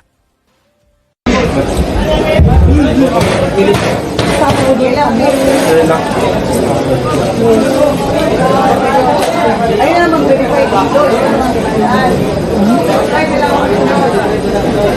Mana sa kambal mo? Kambal ito. Kambal din ako. Ayun, ano na kambal mo? Ito last next time. Gusto ko mo kambal dong. Next time. Ilay sa isa. Maganda may phone. Isa po itong video clip kung saan nakikita nating nagsasagawa sila ng drawlats. Ang nakablo na iyon ay isang pulis na siyang taga-ikot ng Tambulo. Ang mga bumubunot na iyon ng mga nakaputi ay mga aplikante sa pagkapulis. Nakabase sa bunutang iyan ang kapalaran ng aplikante kung siya ba'y makakapasok sa PNP o hindi. Ayos, di ba? So ngayon, balik tayo kay Senator Raffy Tulfo. Sa nakaraang isyo kung saan naging tila questionable ang pag-divulge ng pangalan ng suspect, according kay Police Lieutenant Colonel Ryan Manongdo ay sang-ayon daw yon sa policy nila. Ang problema ay hindi niya naipresenta kay Senator Raffy Tulfo ang sinasabi niyang pulisiya. Hindi rin naman kasi ganun noon kaya hindi talaga masyadong familiar. According pa nga kay Attorney Garrett ay may exemption yon pursuant to the provision as stated in the Data Privacy Act of 2012. However, mayroon lamang akong konting hindi pagsang-ayon na sa aking personal na opinyon ay mas akma ito. Shouldn't it be Section 37, Limitation on Rights, Rule 8? Although, we may have partial background in law, mas mahalaga pa rin ang eksperto mismo ang magtama. Ngunit sa ating ginawang konsultasyon ay tama naman. Ang dami ko pang sinabi. Anyway, basta nakapaloob yung limitations doon. Still, the gist was somehow explained by Attorney Garrett already. Ngayon, para naman sa panig ng PNP. Tama din naman si Lieutenant Colonel Manongdo. Yun nga lang, he failed to expound on the said policy he kept insisting. Hindi niya nagawang depensahan dahil siya mismo, I should say, was also answer. Narito ang certified true copy, for your perusal, para magka-idea din po kayo. 12 pages po yan pero itong first page lang ipakikita natin dahil alam ko ring hindi nyo naman babasahin. Ngayon, ang malaking tanong, legal ba ang amendment na ito? Well, I have my own opinion, pero syempre, mas importante pa ring i-konsulta. So, hindi ba ko kumonsulta? Aba syempre, ginawa na natin yan. Naikonsulta natin sa 3 pawang mga prosecutor at 2 pang judges, isa mula sa MTC at ang isa naman mula sa RTC. Ano ba ang sabi naman nila? Teka, sobra na kayo ha? Yamang gusto ko ring matuto, mag-isip, at makapagsaliksik din kayo, ay bibatanan ko muna. Malalaman nyo rin. Natural hindi tayo naglalabas dito nang hindi tayo sigurado. So moving on, heto na seryosong tanong, what motivated the former Chief PNP para biglang amyendahan ang polisiya? Sasagutin din natin yan na di nyo mapapansin. Juicy to, promise. Bigyan ko muna kayo ng ilang insights kaugnay nito. Ang PNP chief ay may authority na mag-amyenda ng internal policies o internal procedures ng organisasyon sa pamamagitan ng memorandum circulars. However, ang pag-amyenda sa mga polisiya na may implikasyong konstitusyonal o legal ay hindi maaaring gawin solely ng PNP chief, kundi ng Kongreso sa pamamagitan ng pagpapasa ng batas. Kaya kung babalikan natin ang RTIA, nagbigay ng instruction si Senator Raffy Tulfo kay Attorney Garrett na mag-file ng resolution upang matalakay ang tungkol dito dahil admittedly ay hindi aware si SRT sa nasabing pulisya. Alam nyo ba kung bakit? Ang makasagot. Di kayo na may alam. Ang nasabing bagong amyendang pulisya ay pinatupad noon lamang nakaraang taon, September 29, 2023. Ang NOI PNP chief ay si retired General Benjamin Acorda Jr. Gaano nga ba katotoong sinadyang hindi ito i-disseminate widely and openly?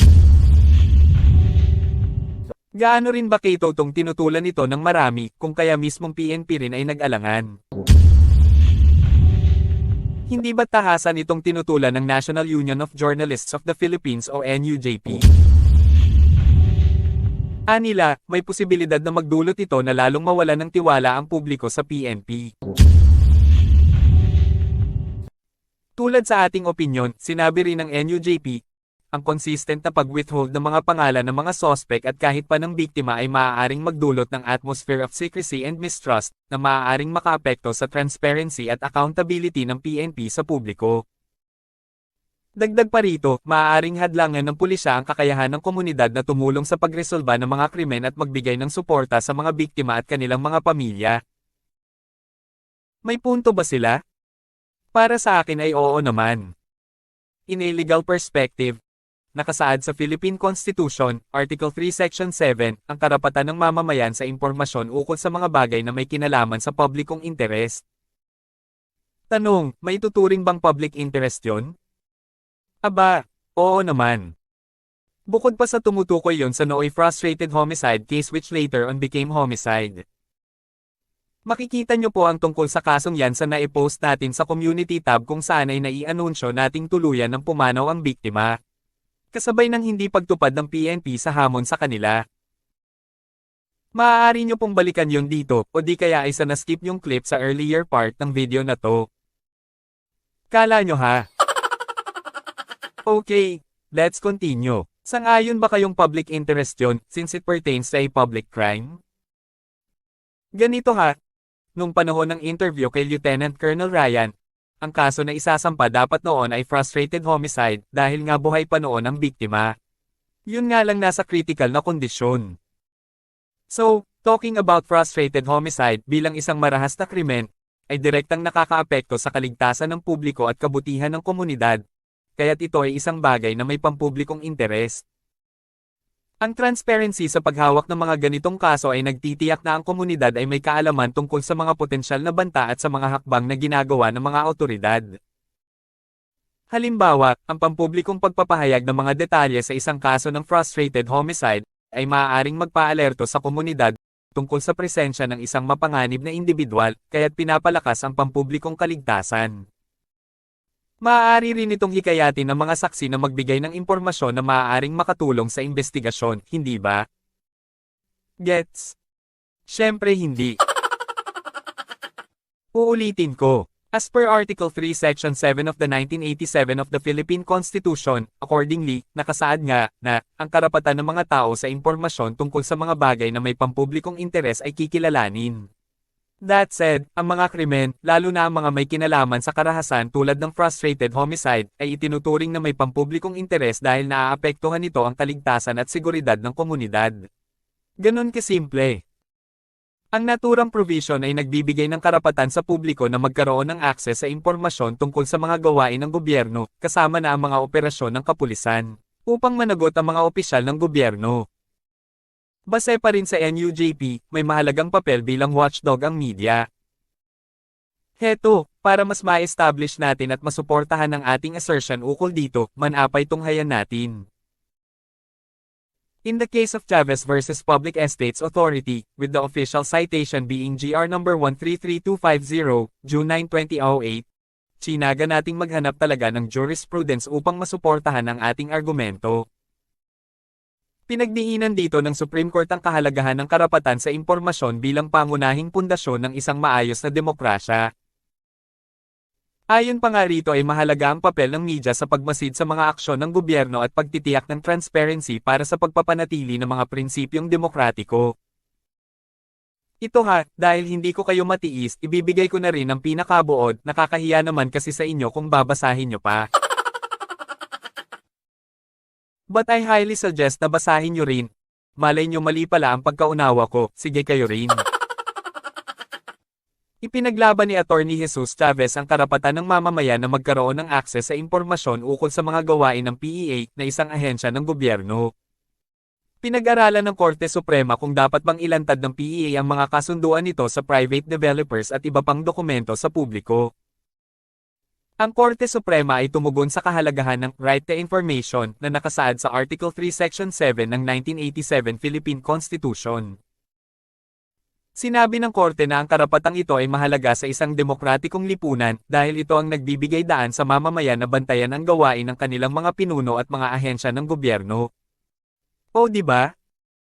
Ang kaso ni Attorney Chavez ay nagpapakita kung paano ginagarantiyahan ng Korte Suprema ang karapatan ng publiko sa impormasyon na siya ring nagbibigay kahalagahan sa papel ng media at mga individual na naghahangad ng transparency at accountability sa pamahalaan. Bukod pa nga riyan ay ang Belmonte versus Belmonte Jr. GR number 74930, February 13, 1989. Sa kaso namang ito, binigyang diin ng Korte na mahalaga ang transparency para sa demokrasya dahil nagbibigay ito ng kakayahan sa mga mamamayan na makibahagi sa pamamahala at pananagutin ang mga pampublikong opisyal. Ang desisyon ay nagpatibay sa kahalagahan ng pagbubunyag ng impormasyon na may kinalaman sa pampublikong interes. Siyempre sasabihin nila, ano naman ang relevance ng jurisprudence na yan? Sa ribesadong polisiya ng PNP nga kasi, which restricts the disclosure of the names of crime suspects, has sparked complaints and concerns patungkol sa public safety and interest.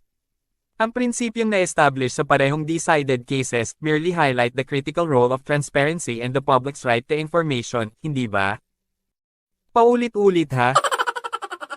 Aware naman din si SRT kung gaano kakritikal ang pagbalanse sa pagitan ng privacy at transparency sa law enforcement at sa nagpo-provide ng malinaw na mga gabay na nagtataguyod sa parehong mga prinsipyo, ganun din ang pagtiyak sa accountability. Sana gets nyo na ang pinaglalaban ni SRT sa tagpong yun. Kaya tama lang ding matalakay sa Senado upang mas mabigyang linaw ang polisiyang yun na ipinatupad noon lamang nakaraang taon. Pero heto, ang ganap. Tumangging magbigay ang PNP noong nagdedemand ng kopya ang NUJP ng nasabing policy. Paano ko nalaman? Bukod sa ating pakikipagpanayam ay narito ang news article na nagpapatunay. Ang tanong, bakit gano'n na lang nila ito kinukubli? Anong hiwaga ang mayroon sa polisiyang yun? Mula nga at ayon sa ating credible source, may isang pribadong individual ang humimok sa dating hepe ng pambansang pulisya na mag-come up ng ganong polisiya dahil di umano ay may samang araw ng loob laban sa mambabatas. Eksklusibong ipinakita sa atin ang patunay. Pero pasensya na po kung hindi natin maaaring ipakita rito but it'll only be shown in a proper forum. Gaano katotoo na ang pribadong individual na yon ay bunga di umano ng pambubuyo ng ilang abogadong may personal na galit kay Senator Raffy Tulfo. Agosto ng nakaraang taon nang simulang himukin ng taong yun ng PNP Chief base sa mga napresente sa atin. Kaya tama lang na mabusisi ito sa Senado at busisiin na rin ang legalidad nito, pati na ang extent ng kapangyarihan ng Chief PNP na mag-amyenda ng ganon klaseng pulisya na may implikasyong konstitusyonal o legal, bagay na nauna nating binanggit. Natural, kahit na verified ang napresente sa atin, nagsaliksik pa rin tayo. May dahilan nga ba ang dating PNP Chief para gawin yon? Na, isa nga sa dahilan nito umano ay may personal ding sama ng loob ang dating hepe. Narito.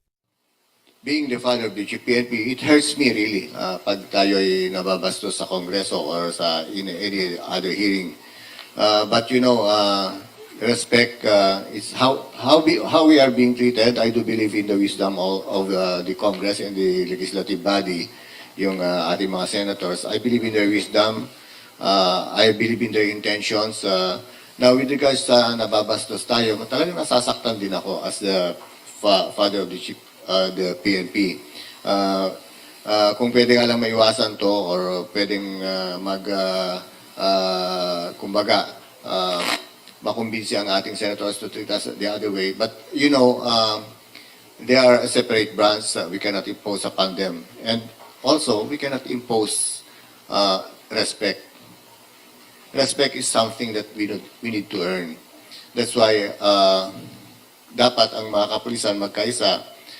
We have to show to our legislators that we deserve their respect. And we can only do that by doing things the proper way, by doing things in the professional way, by following the rule of law. Andyan yung mga batas, andyan yung dapat sundin natin.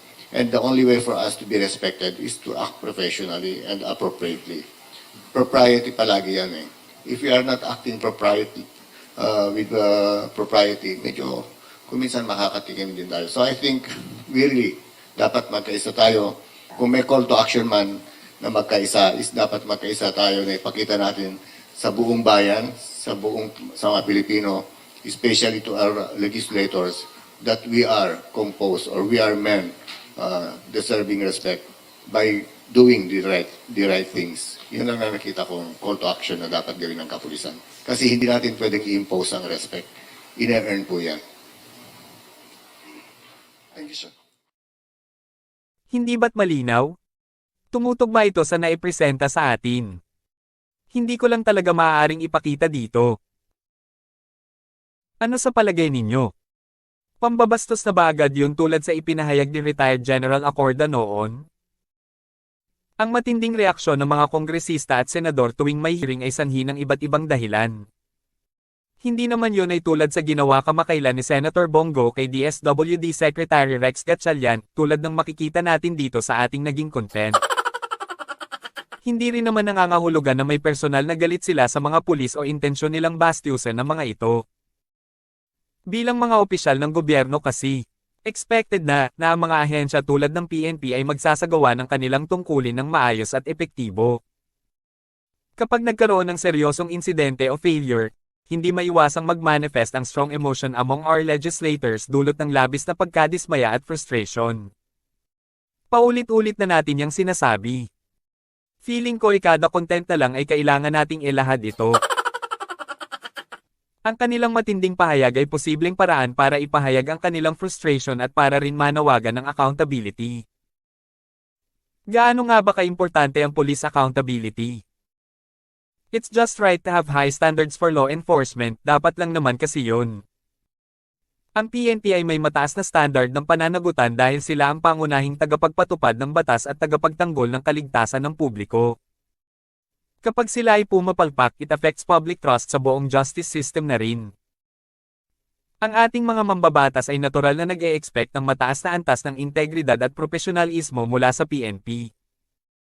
Kapag nagkaroon ng mga insidente ng korupsyon, pang-aabuso ng kapangyarihan, o kabiguan sa tungkulin, ito ay nagiging malaking issue. Ano ba dapat ang maging reaction? Paano ba ang tamang pag-approach? Hele ang mga pulis? Pamper? Padedehin? Ano? Bagamat hindi naman natin gina-justify yun, ang sa atin lang ay pinauunawa nating normal kasing reaction yun. Admittedly, of course they're trying, but it's just too hard to hide their emotions. Kaya tigil-tigilan yung mag-ilusyon na pag-aaksayahan ni Senator Raffy Tulfo at siguro pati ng iba pa, para magtanim ng personal na galit sa inyo. Ika nga, trabaho lang din at walang personalan. Alalahanin sana ninyong tinitiyak ng kanilang oversight function na ang Philippine National Police at iba pang ahensya ay sumusunod sa mga umiiral na batas at regulasyon. Ginagamit ng mga mambabatas ang tungkuling ito upang suriin ang mga aksyon at desisyon ng PNP at siguraduhing naaayon ito sa mga legal na pamantayan. Hindi naman nila gagawin yon kung walang nakikitang mali.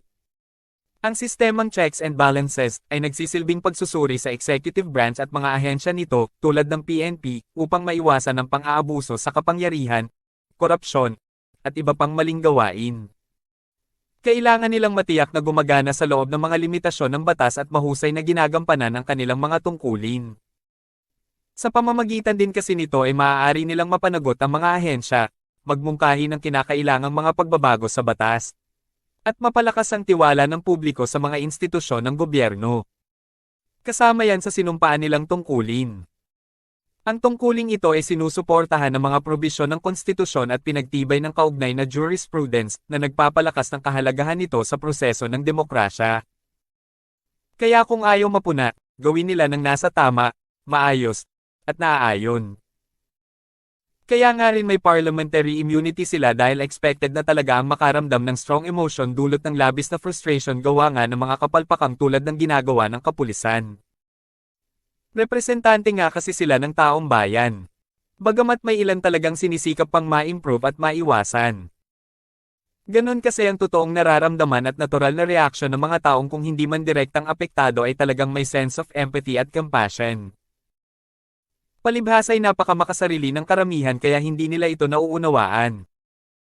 Mga wala silang pagmamalasakit at pagmamahal sa kapwa. Sa palagay ninyo, bakit ko ba ipinakikita katulad sa hearing sa Congress? Yun ay para may iba tayong pagbasehan other than the happenings in the Senate itself. Sa mga naipakita nating clips at maging sa huli nating uploaded video, ilan sa mga iyon ay dati ring mga pulis. Pero nasaksihan natin mismo ang tindi rin ng frustration nila at kung paano nila kastiguhin ang mga pulis. Furthermore, ipinakikita ko sa inyong may pinagmumula ng kanilang pagdududa at kawalan nga ng tiwala sa ating kapulisan. Yan nga rin ang isa pang rason kung bakit masasabi kong ampo ang ginawa ni Senator Bato sa Senate Bill 2449 which basically seeks to reform the PNP. Sa lower house na lang tayo magbase para hindi sabihing biased. Lutang na lutang ang kapalpakan ng mga kapulisan. Bagamat hindi natin nila lahat ha. Pero naisip nyo na ba, sabi nga, kahit gaano pa ka-fresh ang mga kamatis, pag sinama mo sa mga bulok ay mabubulok at mabubulok pa rin. Pansinin nyo, karamihan din sa mga unang nasasangkot sa mga ilegalidad ay puro mga bag ito. Na nasa pinakamababang ranggo? Hindi nga ba't naipakita pa natin, parte ng recruitment ang magbubunutan sila? Kumusta naman yon? Sa aking palagay ay matagal nang nabaon ng spirit of patriotism. Karamihay career at mataas na sweldo lang ang habol, and was never about serving the country. Ito isang example. Pasali tayo sa mag-PMA tayo. Anong gagawin sa PMA? Magmarcha-marcha lang tayo, meron na tayong sweldo. Magmarcha-marcha lang tayo, meron na tayong sweldo. At to cut the story short. Kilala nyo ba yan? Unang pakay niya ay ang pagkakitaan, hindi ba? Moving forward. Hindi nga ba't mas dumami ang mga pulis na nasasangkot sa kung saan saang ilegalidad? Doble na ang sahod, hindi ba? Ang starting salary sa PNP ay hindi bababa sa tumataginting na 29,000 pesos. Hindi pa kasama dyan ang iba't ibang klaseng bonuses at incentives na kahit ang ibang ahensya ay wala. Hindi nakakatanggap ng katulad sa PNP ang ibang ahensya. Mayroon din silang hazard pay, rice allowance, clothing allowance, at napakarami pang iba. Nakita nyo ba kung gaano karami to? Gaano na nga ba katagal pinaiiral ang ganyang sistema? Bukod pa dyan, alam ba ninyong libre ang kanilang lifetime pension? Tama ang inyong narinig. Kung ang ibang mga manggagawa mapa-government employee man o private, ay naguhulog ng contribution ang bawat isa sa kanila upang magkaroon ng pension pagkaraang magretiro. Ang mga pulis ay hindi. Sa PNP, para ka pa ring sumasahod tulad ng isang officer or personnel on active duty kahit retirado na. Ni isang kusing ay wala silang naiambag and still walang inaambag. Yan ang dahilan na ipinahayag ni dating Finance Secretary Jokno ang urgency ng pagpapasa sa MUP pension reform nang agad ding maipatupad dahil nga magkakaroon tayo ng fiscal collapse kung tawagin dahil sa napakalaki at napakabigat na pondong kinakailangan taon-taon. Napakalaking pasanin talaga ng kapulisan. Binigyang diin ni Finance Secretary Benjamin Jokno ang pangangailangan para sa pag-reform sa pension system para sa mga militar at uniformed personnel o MUP, kung saan kabilang ang kapulisan. It aims para tugunan ng napakalaking pasanin sa budget na dulot ng kawalan ng kontribusyon ng mga tauhan nito at ng automatic indexation. Tulad nga ng nasabi natin earlier, wala silang kontribusyon o ambag ni 5 tapos ganun kalaki ang mga pensyon. Ang mga MUP ay tumatanggap ng pensyon nang hindi nag-aambag sa pondo na nangangailangan ng gobyerno na maglaan ng budget taon-taon na talaga namang napakabigat at malaking pasakit. Bukod pa nga dyan, ang monthly pension ng mga retirado ay ina-adjust automatically ayon sa sahod ng susunod na ranggo sa aktibong serbisyo. Kaya mas bumibigat ang pangangailangan sa mas malaking fund allocation kaysa sa current na napakalaking amount na. Kumusta naman yun? Nakita nyo na kung gaano sila ka-privilege. Tapos ayaw na napupuna. Nagdedemand sa kanila ang publiko ng accountability. Iilan pa lang yan sa mga problema sa current pension system nila. May nakita po kami na mayroong 65% ng increase ng mga nag-optional na sir from our ranks. 65 since 2018 sir. Ibig sabihin sir, marami na ang lumalabas sa amin dahil natakot na sila sa MUP pension na pinag-uusapan natin ngayon. At itong mga tao na ito sir, are mga senior officers and senior PNCOs. Sila yung mga nag-schooling na, may training na, may mga wisdom na sila sir sa pagpapatakbo ng organization natin. And then we are hemorrhaging with our senior PNCOs because natatakot po sila sir at gusto na lang lumabas to avail of the old pension law sir. That is what is happening. So if with we the pass PNP, this sir. law, you are expecting a higher percentage Yes, of those Your Honor. going to seek optional retirement? Yes, Your Honor. And we have here the director of the RBS to because they have the data. That also applies to the AFP, not only the PNP. Sir, good morning. I am Police Brigadier General Nino de Pedrobaya, the Director of the PNP Retirement Benefits Administration Service. Secretariat, if can you show the statistics? I would say, sir, that we have a very revealing data as regards to the PP personnel who availed optional retirement, sir. From 2018 to 2022, there were a total of 18,000 who retired. Out of this 18... Optional retirement. Hindi, sir. Retired, sir, both compulsory and retirement. Out of that, Retirable because of age. yes, sir. Both, sir. Out of these 18,000, sir, 12,000 availed the optional retirement, sir. What? Yes, sir. 12,000, sir. That's 60%, 60%. 65%, sir. It's only, maybe we can display the... Because of this pension only? Most probably, sir, there's a correlation between these Okay. laws, sir. Kung 65% ang nag-avail ng optional retirement, yung mga new entrants, ilan? Sir, hindi namin na ano yung about mga... Yes, sir. Yung mga recruits natin, sir, we have an average of, at that time, sir, we have an average of 1,000 recruits per year, sir. Meaning the optional retirees cannot, the recruits cannot compensate the number of personnel who avail optional retirement, sir. On the part of the armed forces, ilan yung dun sa PNP raw, 65% ng optional retirement. Out of 18,000 of those who retired, 12,000 of them availed of the optional retirement. Yeah. It's very revealing that this impending passage of this new law that we are proposing right now is resulting to brain drain as far as the MUP is concerned. Talagang brain drain ito, hemorrhage ito ng utak ng ating MUP, Mr. Chairman, dahil 65%. So, this is something to think about, Mr. Chair. Thank you. Senator Bato. General Rodriguez. Yes, sir. I'm Police Major General Robert Rodriguez, sir, the Director for Personnel and Records Management. Based on our records, sir, when the first MUP bill was discussed in 2018, the average, before 2018, sir, the average, the retirees who optionally retired in 2017 was only 1,300. It went up to 1,600 in 2018, but in 2019, from 1,608, it became 3,718 optionally retired. Isa, sir, ako sa pinakamatagal doon sa DP na na-assign. And I was the first one to notice this optional retirees increase, sir, which I brought to the attention of the then Director of Personnel, who is Police Major General Cubo, sir. What do you think was the reason why? Because of the issue of yes, sir, because at that time, there was a discussion on the diminution of retirement benefits. Especially yung sa leave credit, sir. Leave credits at that time was to be reduced from, yung i-enjoy mo, sir, pag nag-retire ka, it's around 800 days ang leave credits mo na pwedeng, ang maximum mo na pwedeng enjoy, 800 plus, maximum ka lang, sir, ng 300. So, malaki, sir, yung baba nung magiging benefit mo pag retire mo.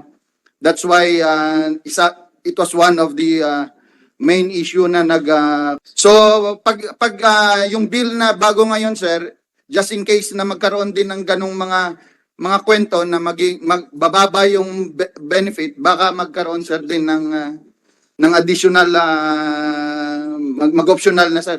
In fact, ako kung medyo nakita kong medyo disadvantageous, sir, yung kwan, baka mag-optional na, sir, ako. That's all, sir. Thank you. Tapos sila pa may ganang umarte ng ganyan, na di umano ay tila ba mayroong sort of pagbabanta na kesyo maraming mag-o-opt for early retirement dahil lang sa batas na paiiralin kung saan nga ay obligahin na rin silang mag-contribute na kung tutuusin ay para rin naman sa kanila. Sino ba namang makikinabang doon kundi sila pa rin nga, di ba? Very minimal na contribution nga lang yon, hindi tulad sa iba. Ilang porsyento nga lang ang pino-propose at malaking bahagi pa rin ang sasagutin ng gobyerno para sa kanila. Ibig sabihin nga'y malaking bahagi pa rin ang popondohan ng pamahalaan para sa mga uniform personnel na to.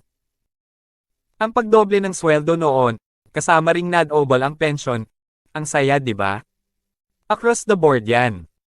So, dapat bang mataas ang expectations natin sa kapulisan? Aba, dapat lang. Ano yan, tayo pa ang mag-a-adjust and as if we don't have any choice but to settle for less. Hindi ba tayo dapat mag-demand ng accountability? Ngayon, sabihin ninyo, mali ba si Senator Tulfo na maging demanding sa pagtugon sa kanilang tungkulin? Mali rin ba ang iba pang mga mambabata sa kanilang pagkastigo sa mga to? Sa palagay ba ninyo, magre-react ang mga yan kung gumagawa naman ng tama ang kapulisan? Hanggang dyan na lang muna. Pero asahan yung may karugtong ito, Promise, pajusi ng pajusi ang mga magiging content natin na karugtong ng mga ito. Kaya ako'y umapilang mapanood ninyo ng buo ang mga videos para masundan ninyo ang kwento. Sabi nga natin, papunta pa lang tayo sa exciting part. Ipakikita ko rin sa inyo kung gaano ka-epokrito itong mga naninira kay SRT.